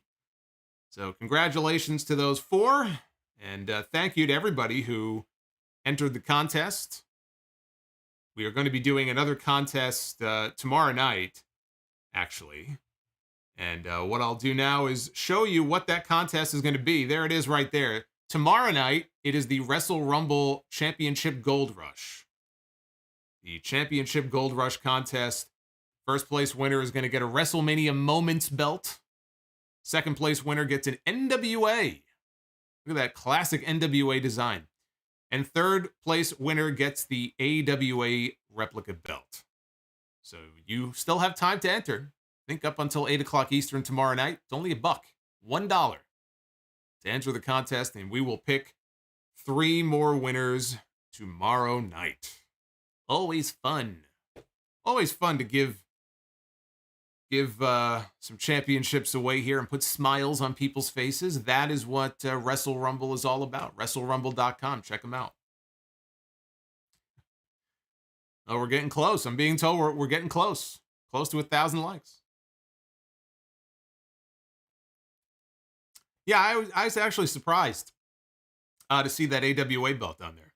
It's not often you see the AWA replicas. It's always the same ones, right? But there you see over my shoulder, right there. There it is. There's that big eagle. I got that when they first started making these championship replicas. So this is probably 2000. There it is, right there. 2001. That's how far back. That's why it still has the scratch logo. You can't see from here, but that's it's not that stupid WWE scratch logo. That's the WWF one back there. So Anyway, let's flip on over to your super chats. Hey, Glendale Smith, thank you for the sub. Welcome to the channel, Glendale Smith. We are going to go through all of your messages. So if you have comments about WrestleMania tonight, if you still have predictions for WrestleMania Night 2 or anything else for that matter, send them on in. What did you think about Cody Rhodes and the way WWE handled the big return? What did you think of Stone Cold back in the ring tonight? Want to hear from you guys? Well, you guys were out in full force. You guys came out earlier, too, for the NXT stream. So don't forget, if you missed that, the Stand and Deliver stream is also up. We got Lakers Pats 1. Seth Rollins stole Nia Jax's gear. Shin Akuma with the $20 super chat says, man, Kingdom never sounded good. I think he meant never sounded so good. Just missing that one word changes the entire meaning of what you were trying to say there. It says Cody would have killed, murdered, and slaughtered for that reaction on Dynamite. Well, maybe he meant it. Maybe he's not a fan of the song. I don't know. Shin Akuma also says, great effing match. This night keeps bringing the fire. What a moment.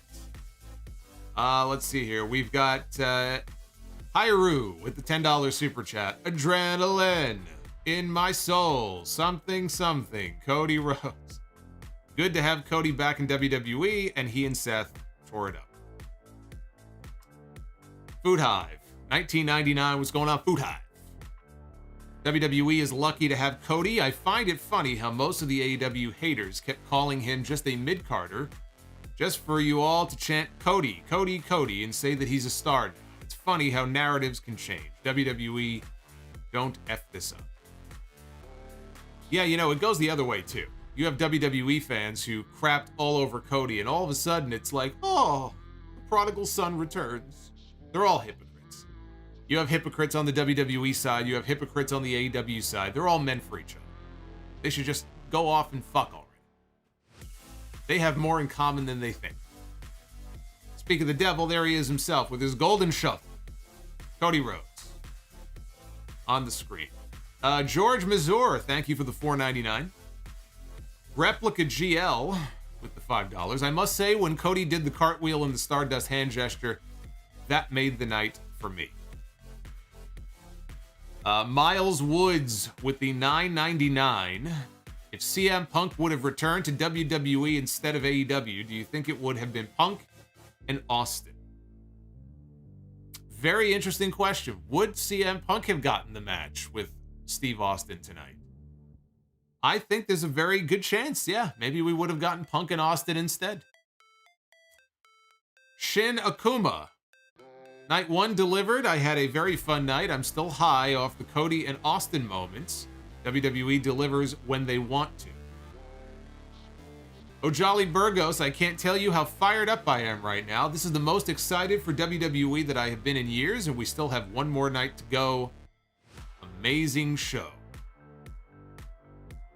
Josh Vlogs with the $23 super chat. Thank you, Josh. Greetings at 5 a.m. here from England. Just a message to say thank you for the content this week and in general. Well, you're very welcome. It is going to be a very late night and a very early morning because I have a lot of work yet to do for episode 750. So I have a podcast and another stream to do tomorrow, but I shall get that out to you guys as soon as possible. And yes, I did finally see the FTR Briscoes match, which I will briefly talk about on the show tomorrow. Mr. Notorious Dez. What if Austin decided after tonight to have one last run? Would you have him win a title or just an attraction? By the way, you are doing a great job. Thank you. No, I would not have him win any championships. Again, he looked better as the match went on. He looked fine, I thought, in there. But I don't think that Austin has another full run left in it. I think that it's probably better to just leave well enough alone, have that moment tonight in Texas.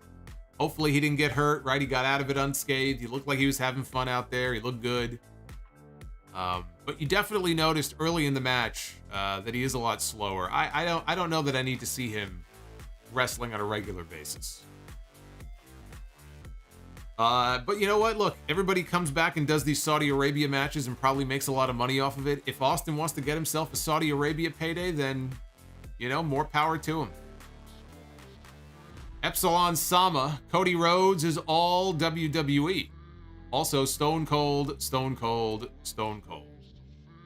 Now you think day 2 will be able to follow this up? Probably not. I don't think day 2 is going to be as good as day 1. Lamar Smith, $9.99. I have to say, when Austin started throwing them slow-ass punches and kicks, I got a little scared at first. Glad it picked up. Great night overall, I think. Yeah, again, it was, I'm telling you, it was the beer. I'm telling you, it was the alcohol. Had to be. It had to be the liquor. Powerful one. Shawn Michaels, The Rock, Kevin Owens. The 3 men who main evented WrestleMania with Stone Cold Steve Austin. No matter what happens with Owens' career after this, he's got to be overjoyed to say that he did this. Oh, I'll bet. I'll bet he's got the biggest fucking smile on his face right now. I have to give Kevin Owens a lot of credit. He was bumping his ass off in that match. He was doing everything in his power to make Stone Cold look as good as he could possibly make him look. Especially in those first few minutes. It was almost like he was wrestling himself in the early part of the match. The bump in the corner, the table bump on the outside, twisting inside out on the clothesline on the floor. The man was basically wrestling himself.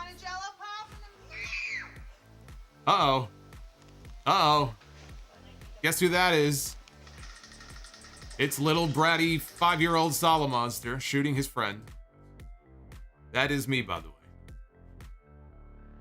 Let's see here. We got Rengel, or Srengel. I wonder how last minute the decision was to have Austin KO as an actual match. If they knew all along, you would think they would promote it as a match. Yeah, again, I don't think that Austin was entirely sure what he wanted to do, and I think he was probably more comfortable not announcing it as a match and not getting people's hopes up and then surprising them and hopefully not getting hurt and having a good match, and that's pretty much how it played out tonight. Mr. Notorious Dez. So now that Cody is officially a sports entertainer once again, who should he feud with leading to SummerSlam? Well, probably not going to be Roman Reigns. If Roman is still the champion, it's probably going to be Roman and Drew. I don't know. As far as who Cody feuds with, I mean, you could take your pick. I would love to see Cody and AJ Styles doing something, but if Cody is a babyface, Cody and Edge. I think if Edge stays heel and Cody stays babyface, Cody and Edge is just a natural feud. I could see that being a SummerSlam match. Ojali Burgos, Bianca really is that girl. Not even 6 years in WWE and a future Hall of Famer already. Gotta give the devil their due. I was pissed after SummerSlam, but tonight's payoff was worth it. Becky talked her shit and backed it up. Aaron Banks, I've watched a few of Cody's matches in AEW. Could not take my eyes off of his neck tattoo. I don't know if that's a good or a bad thing. Either way, a great match. Let's see here. We've got the Yatagarasu with the $10 super chat. This card heavily exceeded my expectations in match quality. Thumbs up. Mr. All Day J dropping a $50 super chat 2 hours ago. I missed it. $50 super chat from All Day J. Great job as always, he says. Thank you. Bianca against Becky was, for me, the match of the night, and I got to be a kid one more time seeing Stone Cold, Stone Cold. Well, that's really what it's all about, right? It takes you back because it's been so long. So I think if you, as a little kid or as a teenager or college age, whatever, however old you may have been, you know, if you grew up watching Stone Cold at his peak when he was white hot, he was the biggest thing in all of wrestling. He's been gone for so long, but you hear the glass shatter and he's back in the ring one more time and he's got, you know, he's back brawling in his gear and everything. You know, it brings you back. It brings you back to kind of a happy time in wrestling. It's called nostalgia. Nostalgia is a very powerful emotion. The problem with nostalgia is it's only temporary, and the more that you go to it, the less impact that it has. Part of the reason why I don't really need to see Stone Cold come back for like another run, but you take your nostalgia in small doses or whatever, and yeah, you can absolutely make some money off nostalgia. You can sell tickets, and you can get people tuned in. People love watching the old stars. Let's see. We got Lightning J, or Lighting J. $100 bomb. Look at this. A $100 super chat from Lighting J. Appreciate all your hard work, Solomonster. Thank you, sir. That's very kind of you. I appreciate that. It's been a very busy week. It's not over yet. It is not over yet, but I do appreciate it. Sean Waters, after night 1, I almost don't even care about tomorrow besides the main event. I think Edge and AJ are going to have a good match. Mr. Notorious Dez. So let's rebook 1990 WrestleMania match with Dusty Rhodes and Macho Man. I love this. It's 2 o'clock in the morning. In my eye.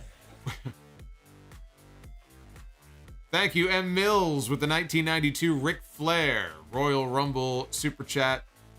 But I love how it's 2 o'clock in the morning. We're talking about WrestleMania 38. But Mr. Notorious wants to suddenly rebook WrestleMania 1990. Do you think it would have been a singles match or Dusty against somebody else? No, I mean, it probably would have been a singles match. It would have been Dusty against Macho. I mean, that was the feud at the time. And that's actually the match they did end up doing at SummerSlam 90, I believe it was. And it was a very big disappointment. Mads, Austin confronts the winner of Night 2 main event. No. You know, Kevin Owens was the perfect opponent for Stone Cold Steve Austin. Stone Cold in there against Brock Lesnar would scare me. Stone Cold in there with Brock Lesnar would scare me. Even though I think Roman is going to win, he's my pick. But, you know, again, I don't need him challenging for a championship. He doesn't have to challenge for a title. Skull Dipper 125 with the 99.99. Look at this, another $100 bomb here from Skull Dipper. He is dipping into that skull. Or I guess it's skull that he's dipping, I guess. Austin still receives the biggest pop I've ever heard. The Raw Women's title match was definitely match of the night for me. Overall, thumbs up on night 1 of WrestleMania. Hyru, extremely happy for Kevin Owens. Still can't believe I just saw Stone Cold Steve Austin in a match in 2022. Mr. Notorious again, I shed a lot of tears at the Hall of Fame last night, but what person not named Sting would have Undertaker have had a good program with in the last 30 years? What person not named Sting? Well, I mean, Undertaker and AJ. If Undertaker was more in his physical prime, even if you just go back, I mean, my God, even 10 years, he was pretty much beaten to shit, but 10, 12, 13 years ago against, current, like AJ when he came in 2016 against that version of The Undertaker in a traditional match, I think would have been great. It's just they kind of missed each other like two passing ships in the night, you know? So they had their Boneyard match, and that was a great match, but, you know, they never did have the traditional one-on-one. Zach Jones, how many times is Charlotte Flair going to show the world her chest before a WWE suit pulls her aside and tells her to tape those bad boys down? So that may have been what happened. Because she was doing the figure 8, right? In that position, they would have fallen out. That's probably what I said. It was probably nipple. It was probably nipple. That's why my screen went black. Like my feed had a heart attack. Like it's never seen a nipple before.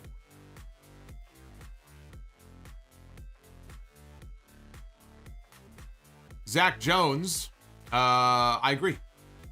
Oh, jolly. Also, let this be a lesson. It pays not to be bitter. Bianca got her redemption. Cody came back a bigger star with a WrestleMania moment. And Owens got to main event WrestleMania against Stone Cold. Take notes, CM Punk. Rodimus Prime with the $30 super chat drop. Unfortunately, had to deal with a stomach bug. Ugh. But Couldn't afford to miss WrestleMania. I enjoyed night 1. Let's see what night 2 brings tomorrow. Yes, indeed. Ben, I'm sorry about your stomach bug. That sucks. As the glass was shattering, I guess Rodimus was, well, there were some other sound effects going on. Well, I hope you feel better for night 2. Benno, 380 with $15. Adrenaline in my soul. Something, Cody Rhodes. Clapstick77 with the $9.99. It's 2022, and two of the best things I've seen this year involve Sting and Stone Cold. Nobody could have been a better opponent than Kevin Owens in that match. I would agree. He took care of Austin. He made him look like a fucking... like he had never missed a day. He did everything he possibly could to make Austin look as good as he can possibly make him look. Amari Johnson. 1 year ago, Cody was in AEW and Bryan was main eventing WrestleMania. Now the two have switched brands in moves that seemed unlikely just a year ago. Which company got the better of the exchange, AEW or WWE? That is impossible to answer because, I mean, Cody literally just came back and had one match. Talk to me in 6 months. I can give you a better answer. I've had 6 months now, over 6 months of Bryan Danielson in AEW, and I can tell you that he is fucking awesome in AEW. So I would go Bryan Danielson right now, but 6 months from now, I might feel differently. Carlos Saldana, Kevin Man, super happy for him. Winston Smith with the 11. Duke should have won. Seems like a lucky night for North Carolina. Lots of wrestlers say I'll kick your ass all over the arena, but Stone Cold actually did it. Happy for both of them. KO show forever. Ojali Burgos, last thought for the night. It's kind of funny and sad that Logan is already a better wrestler than Dominic in most of the current roster. He's also physically bigger than most of them, too. A-Rod 0513. I was in the building tonight, and I'm not ashamed to say that I cried for that iconic glass shattering and seeing my favorite star of all time wrestle. AWOL. My brother said WWE buried Cody's finisher in his first match back. He hit him with 4. I said Cody buried his own finisher in AEW a long time ago. Jamie Dorsch brings back childhood memories seeing Austin in the ring again. 9-year-old me in 98 is smiling right now. Austin drinking beers for power-ups. Well, wrestling should be a new concept in every game. That's exactly what it was. It was like his power-up, and he just gained more and more power with each beer that he drank. Stuart Brody, Stone Cold boot his tree and raising hell. Well, we know Stuart's been drinking some lagers tonight. I don't know what the fuck he just said, but Stuart, thank you for the super chat. Something about trees and Stone Cold. I don't know. Slipper House extra extra. Dominic Mysterio took his gear from Cody's bag. The red, white, and blue. Yeah, you might be right, actually. You might be right. Fire Panda 007. Next year, you and me in that 60-minute classic. We'll make it happen. Devin from NJ, buy or sell. Better use of Ball with the Boss. Stone Cold KO video package or the ending of the pilot of The Shield. Ooh. The ending of the pilot of The Shield is one of the best I've ever seen. But better use of the song, I would go with the Stone Cold video package. Alvin Johnson with the 20. Thank you, Alvin. With tonight being my first time in a long time watching a main roster WWE show, I gotta say night 1 was a pleasant surprise. Fingers crossed for night 2 to do the same. Plus Ultra Adrian. Awesome Saturday night 1 of WrestleMania. My North Carolina Tar Heels beat Duke to make it to the national championship game. Is that on Monday? That's on Monday night, isn't it? Uh-oh. Raw's in trouble. But he says Becky and Bianca stole the show tonight. Dallas Caballero. Cody sold his soul to the devil himself to come back to WWE. Really happy for Bianca. I was there at SummerSlam when Becky squashed her. Deuce. Cody apparently is signed to a multi-year deal and is executive producer on a new Dusty documentary. Had an interesting interview with Variety as well. Well, that I cannot wait to read that. Buzzsaw75, Kevin Owens deserves a medal for taking care of Stone Cold and making sure he wasn't going to get hurt. Great wrestler and one of the best. A much-deserved moment for Kevin Owens, a man who has been oftentimes forgotten and has fallen through the cracks in WWE, and I think, frankly, has not been fully appreciated all the time. He's been taken for granted. He deserved that moment. I'm very happy for him. Shin Akuma.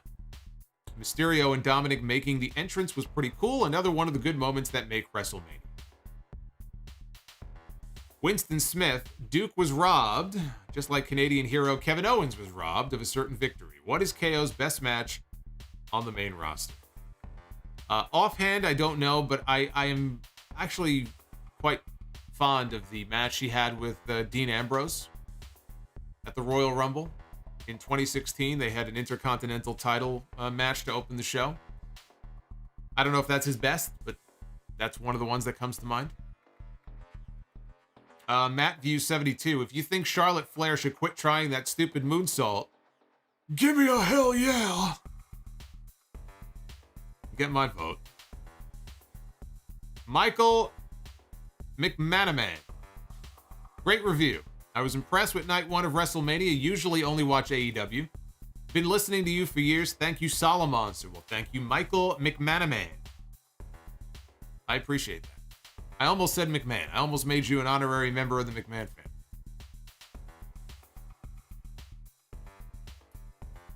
family. We got a lot of hell yeahs in the chat who agreed with that last super chat. Powerful one. Stone Cold just closed night one. Imagine if Rock comes back to close night two. That's my prediction. Roman wins and Rock comes out for the big cliffhanger confrontation to potentially set up the main event of WrestleMania 39. So we very well could be in for a weekend where Stone Cold and The Rock each close out WrestleMania. What a world. Darth Panic, Bianca against Becky was my favorite match of the night. Michael Cuomo, even if Owens wins the WWE title, this was the highlight of his career. I think you're right. I think he would agree. Let's see here. The Yatagarasu was back with another $5 super chat. Biggest heel move ever. Miz picked up Ray's son and beat him with him. Rizzo, if they try turning Logan babyface, it will backfire like it did with Mayweather. Turtlehead, Bianca is 2-0 against the faux horsewomen. Boogs will be out for over a year. I had a torn patella tendon injury. It's patellar, by the way. Patellar tendon. He had a torn patellar tendon injury in 2004. It's going to be a long road back for him. I'm sorry to hear that. That sounds like a very painful injury. He definitely looked like he was in pain as they were carrying him out. Simi Valley with the 20. Thank you, Simi. What's next for Becky after losing the championship? We could get something with maybe Becky and Rhea. You know, I wouldn't throw Rhea immediately into women's title feud with Bianca because I don't think that. Yeah, I wouldn't want Rhea losing right away. I think that Rhea should not win tomorrow night because I don't want her to be stuck in another tag team. But I think doing something with Becky and Rhea might be the next direction I would go. Kenneth Taff, another match. I kind of couldn't believe it. Austin was back. As a fan who started watching back in 2005, I now saw Austin wrestle for the first time. That is very cool.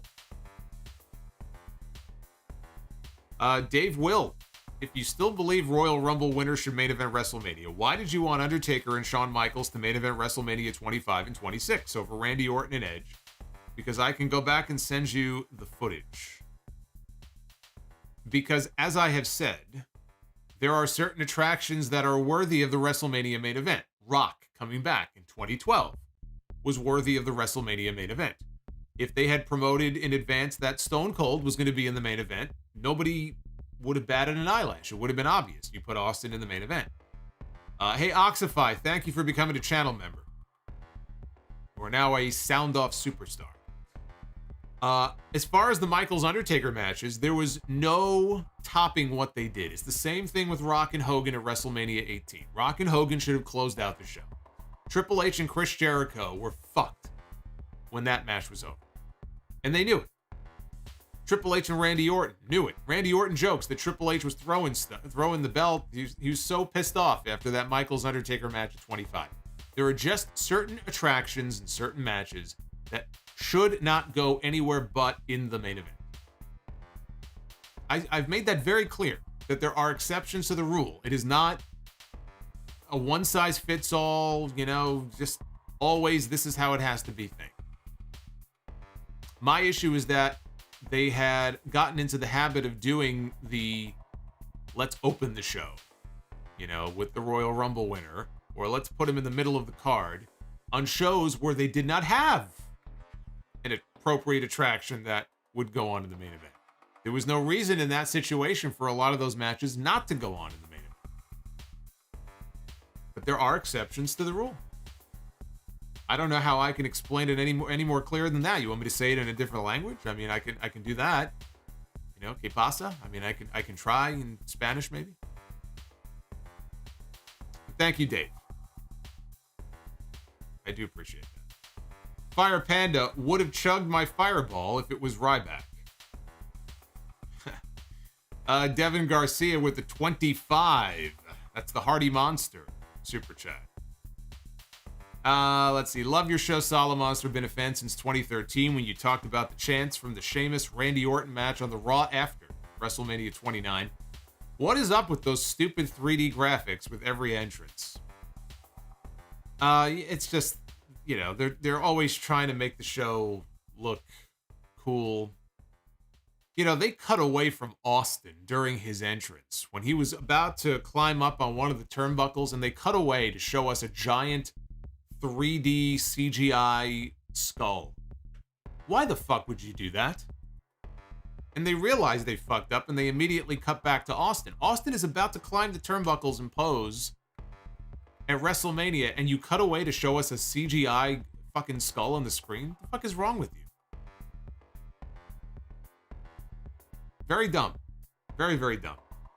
Michael Darcy, I lost $50 because Ronda got pinned after a boot to the face. I'm never betting on WWE matches again. Well, that's your first mistake, by the way. Don't ever bet on WWE. I'm an idiot, he says, and so is WWE for booking Ronda to lose. They booked her to lose, but again, they gave her 2 outs in that match where she technically won but didn't. It is very strange that they brought Ronda Rousey back and beat her in the way that they did. Fire Panda, note talking about the Seth match. I think he meant not talking about the Seth match. Matthew Scheffel, Dustin Rhodes next to come to WWE. No, he's not going anywhere. He's very happy and content in AEW. In fact, I saw Dustin tweet something tonight. He tweeted, "Fuck the pedigree." So, I guess he doesn't like the pedigree. Hugo Alan Stevens with the $26 super chat. Just got back to my hotel despite some technical difficulties with BT Sports. And poor Charlotte suffering some wardrobe malfunctions. Night 1 rocked. Here's to night 2. Turtlehead, night 1 was good last year, right? Oh God, I don't even remember. I think it was. That was the night that had the Sasha Bianca match. I'm trying to think what else was on that night 1 show. It opened with Drew and Lashley, I think. And it closed with Sasha and Bianca. What night had Owens and Zayn? Was that night 1 or night 2? I don't remember. I think I remember night 1 though being better than night 2 last year. I could be wrong though. I don't remember all the matches from last year's WrestleMania. Rizzo, Charlotte had a wardrobe malfunction because my screen went black also. So being the researcher I searched Twitter and photos showed up. I immediately looked away from the photos. Thank you for your... Why'd you look away from the photos? Was something wrong? Well, I'll have to investigate this also. So go ahead and tweet me. Andrew Jorlog with the 1992. Hey, Andrew the Giant, dropping some super chat. Night 1 was better than expected. Seth and Cody stole the show. Becky and Bianca, best match. KO at Austin, still can't believe it happened. Night 2 will be a disappointment. Well, with that attitude, of course it will be. Thank you, Andrew. The Mount Vernon kid, the alpha. Charlotte is such a liar. She said she was going to tap Ronda out.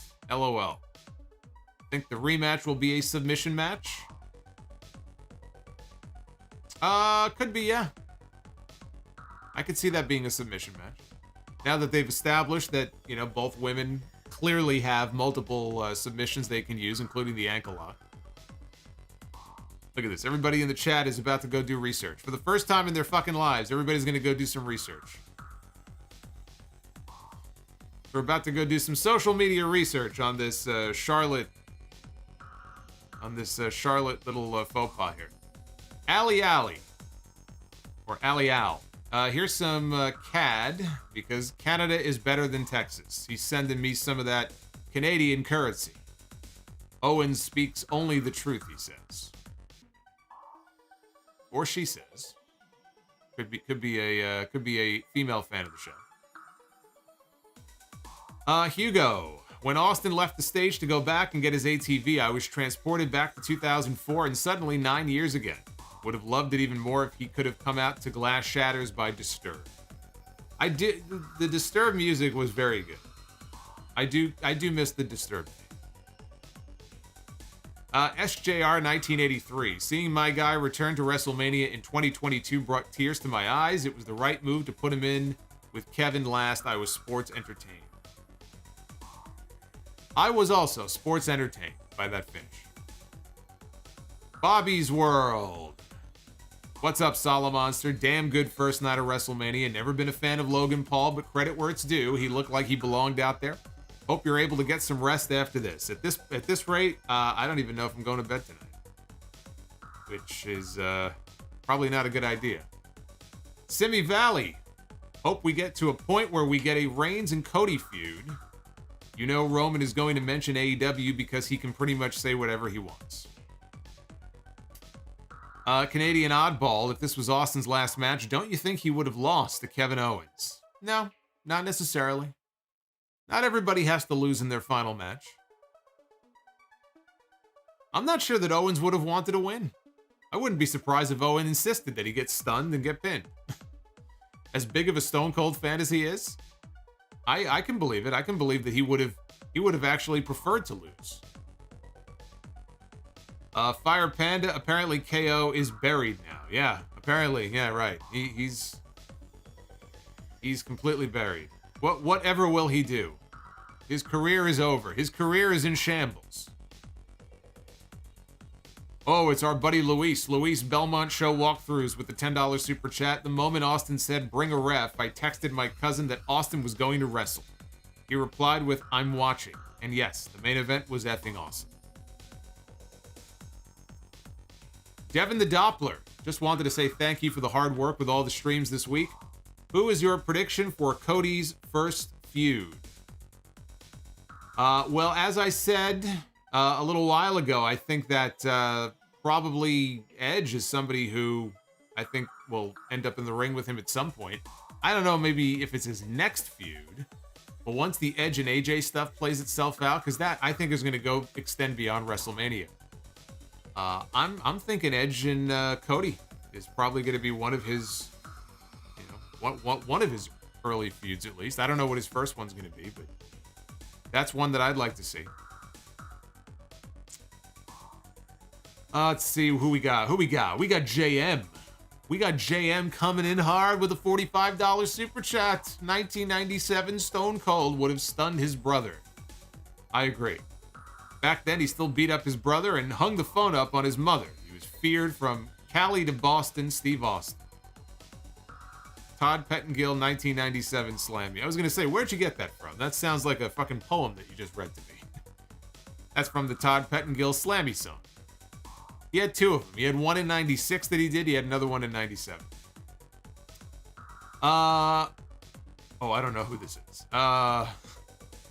We've got some foreign characters that I can't read, but we have a 316 super chat. You know, I might have to make a new How do I not have a 316 super chat, actually? It is kind of crazy. I don't have a Stone Cold themed 316 super chat. We might have to change that. I might have to add one. He says, Andrew the Giant isn't a typo. Check Twitter. Shin Akuma. I don't know what that means. Shin Akuma, $20 super chat. Thanks once again for all you have done this week. The whole entrance, the match, the crowd made Cody look the biggest babyface in the whole company. It's all about presentation. They knocked it out of the park with Cody tonight. All they had to do was just sit back and let him do his thing. Cameron Spencer, what is your all-time favorite finisher? Mine is the Outsider's Edge and the Canadian Destroyer. Well, my all-time favorite finisher is probably, I'm a big fan of the Sharpshooter and the Crossface Chicken Wing as far as submissions go. As far as other finishers, I always love the Razor's Edge. I'm a big fan of the Razor's Edge. I might actually, as far as like a non-submission finish, I might go with the Razor's Edge. The Powerbomb, even. The Kevin Nash Jackknife Powerbomb. Always was a fan of that, too. Cac Burlington, Solomonster, I may be a prisoner of the moment, but WrestleMania was 10 out of 10. Rollins and Cody, Bianca and Becky, Ray and Miz and Logan were great. All the matches were decent. Taker looked like a god. Seeing Stone Cold brought back nostalgia, goosebumps, and tears. Amiibo. Was wondering where Amiibo was hiding out. Show got progressively better minus the SmackDown women's match and unnecessary video packages for tomorrow's card. You know, if they had eliminated a lot of those video packages, they could have fit that New Day match in. M. Mills, thank you for that 1992. Night 1 was much better than I expected. As always, thanks for the reviews. You're very welcome. Supratik Boxy. What is Hogan's connection with Canada with him being so over? Everyone talks about it. As a newer fan, I never get it. I don't know, but Hogan always did well in Canada. He and Paul Orndorff in Toronto had 60+ thousand people at the CNE Stadium back in '86, which I think up to that point, and probably I guess the following year at WrestleMania. You know what it was, though? That show in Toronto in '86 where they had 62,000 or something like that. That's what got Vince McMahon thinking that, hey, we could really pack in a big building or a big stadium here. And that is what led to them booking the Pontiac Silverdome for WrestleMania 3 the following year. So even back then in the mid-'80s, Hogan was doing well in Canada.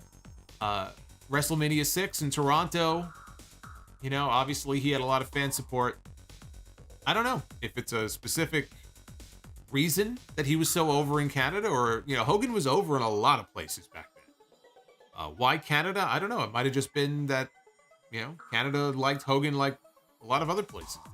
I don't think he ever lived there. I don't think he ever rescued some kids from a burning fucking building or anything like that. You know, not that I'm aware of. You ask Hogan, he'll probably tell you a story that he did. I don't know. I don't know what it is. Tom Adams says WWE is fake. Holy shit, I didn't know. Thank you, Tom. You learn something new every day. Anthony Remy, what's the deal with Cody and the Nightmare Factory? I don't know if he still has an affiliation with them or not. I think he does, but I don't know. I don't see why not. I mean, a lot of wrestlers have their own schools or have affiliations with schools. The fact that a lot of Nightmare Factory talent are funneled into AEW, is that going to have an impact? It could. I haven't read anything about him no longer having an association with them. Diarlo Renfrew, what do you think about Will Smith unleashing his Antonio Inoki at the Oscars? I think he probably should have kept his hands to himself. That's what I think. Matthew Scheffel, what a wrestling week. Watched ROH Supercard, GCW, Joey Janela's Spring Break, X-Pac and Janela stole the show, and now WrestleMania. Still one more night tomorrow. X-Pac wrestled that match with, I think, a torn bicep. He tore it in February. He got through the match, and now he's going to go have surgery and be out for several months. But he wrestled with a torn, again, I think it's a bicep, not a tricep. Behind the Fiends, you think after Cody's debut tonight, others say Kenny Omega might want his WrestleMania moment now. Look, I mean, forever is a long time. I think that, Omega and, the other EVPs, I think they're probably very happy where they are in AEW right now. Are they going to be as happy in 2 or 3 years when they've wrestled everybody there is to wrestle, and who knows how AEW business is going to be? A lot can change. A lot can change in a year. A lot can change in a couple of years. I think right now they're probably very happy where they are. But I think the Cody Rhodes thing should show that don't ever assume that anybody is going to be married to a particular company for their entire lives. People come, people go. It's not just people going from WWE to AEW. There will be people that go from AEW to WWE. And who knows, MJF, who's been teasing it, maybe we'll see MJF in WWE in a couple of years. Hey, Nick Nanos, thank you for that sub. Maruthi Ram, are there chances of seeing Demon King tomorrow? Demon King as in, talking Finn Balor? He's not on the card tomorrow. The Demon's dead. Didn't you see that super chat a little while ago that popped up on your screen when he fell off the ropes in the match with Roman Reigns? The Demon is dead. Even if they bring him back, the Demon is dead. Dr. Scorpio, damn, we got to sit through another round of Ronda Flair segments. God help us. And I also got to do some quick educational research. Thank you. Boy, we got a lot of researchers here tonight. You guys can find the cure for fucking cancer if we had all these people doing research. Now the World, 138. As a lapsed fan, this is the first event that I've seen in 2 years, and I wasn't a 36-year-old watching. I was 10 years old. Again, loved it. Austin is the man for a reason. Fire Panda, KO is all elite confirmed, as he does the googly characters here. The uppercase and lowercase characters for everybody who is going to be listening to this on the download. Kevin Owens is all elite confirmed. Maruthi Ram, I am more excited to see Cody's first interaction with previous 2 leaders of Bullet Club, Finn and AJ. Worth the wait. King Bling Blah, do we see Biker Taker tomorrow? Take one last ride. No. And Steven Escalante, I got chills during the Cody entrance. That is your rundown of Super Chats for tonight. Man, am I tired. Man, am I tired. It is 2:30 in the morning. How many likes we have up in this bitch here? Over 1,100 likes and still 2,500 people hanging out, huh? Man, you guys rocked it tonight. This is only night 1. We still have night 2. We still have a championship winner-take-all unification tomorrow night. Or later tonight, I should say. We get to do this all over again. Steven Escalante has one more super chat here. Buy or sell better heel prick? MJF or a young Randy Orton? MJF. MJF is, guy's a fucking genius. I mean, he's just spot on in everything he does, every interview he does, the way he, carries himself and commits to the whole gimmick. It's just not something you see very often in wrestling anymore. By the way, for those who may have missed it, There is a brand new Sound of Gamer. My first My Rise episode. Solomonster at the WWE Performance Center. So you might want to go ahead and check that out if you're into the gaming content. And also, don't forget that NXT Stand and Deliver. I've got a review for the entire show, which took place earlier today. A very good show as well. So on the whole, today was a very good day for WWE. A lot of really good content from them today. It's too bad they can't be more consistent with it.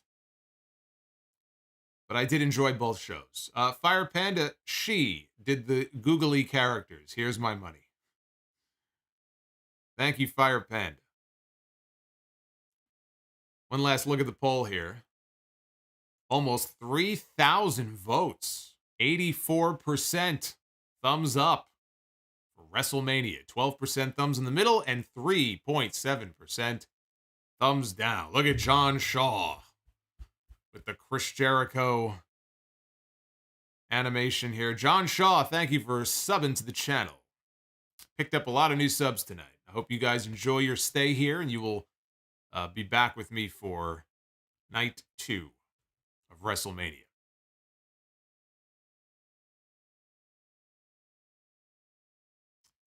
Oh, he's okay. We got another super chat here. When I said check Twitter, I tweeted you who Andrew the Giant is by the name. The name is read as GGO. Okay, though that's very helpful because I had no idea. I didn't want to guess how it was pronounced, but GGO, thank you. You might have to remind, just so you know, if you send more of them into the future, you might have to remind me again. But yeah, I have not checked Twitter as I've been on the air here. So should I check now? Let me see here.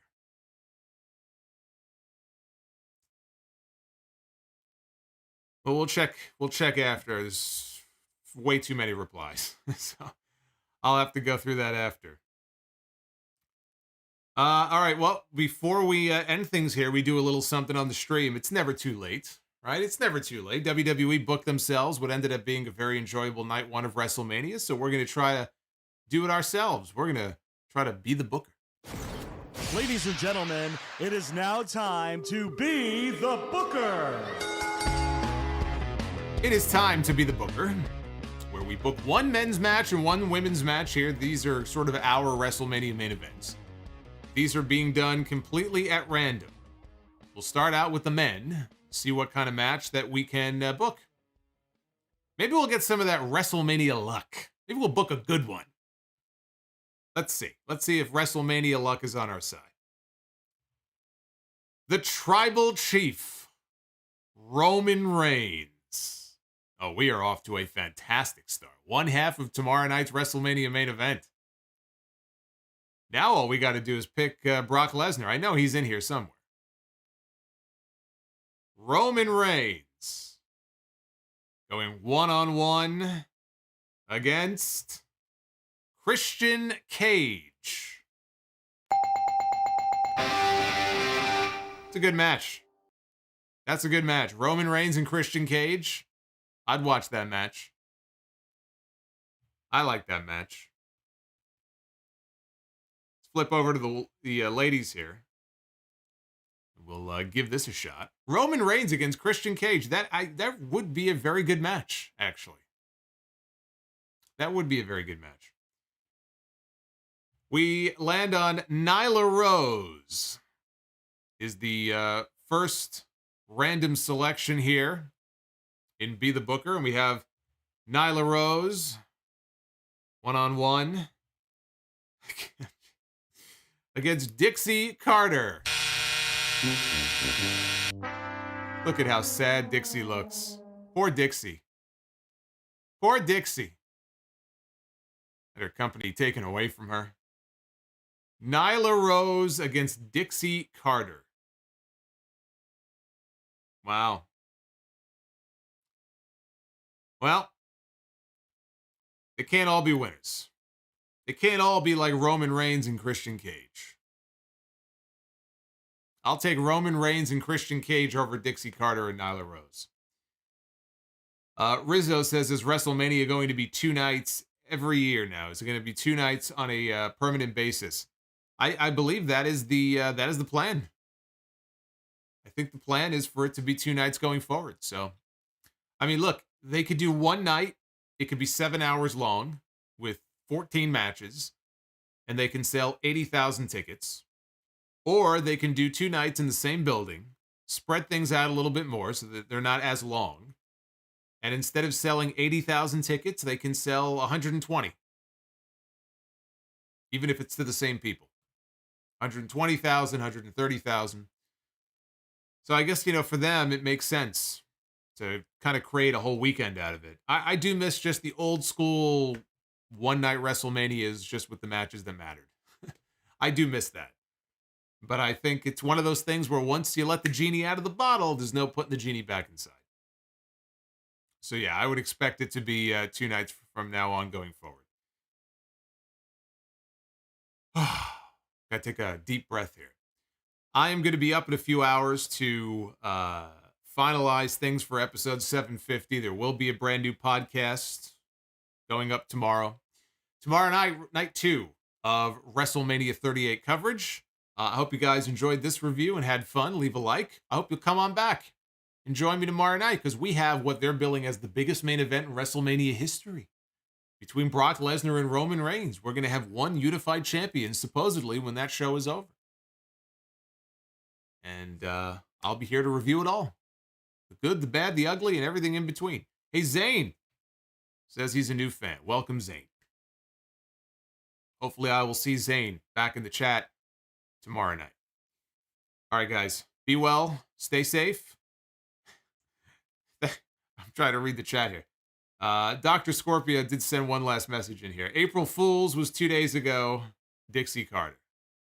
Says you never know who's going to pop up and be the booker. I got a lot of very interesting names in that animation. I put that together.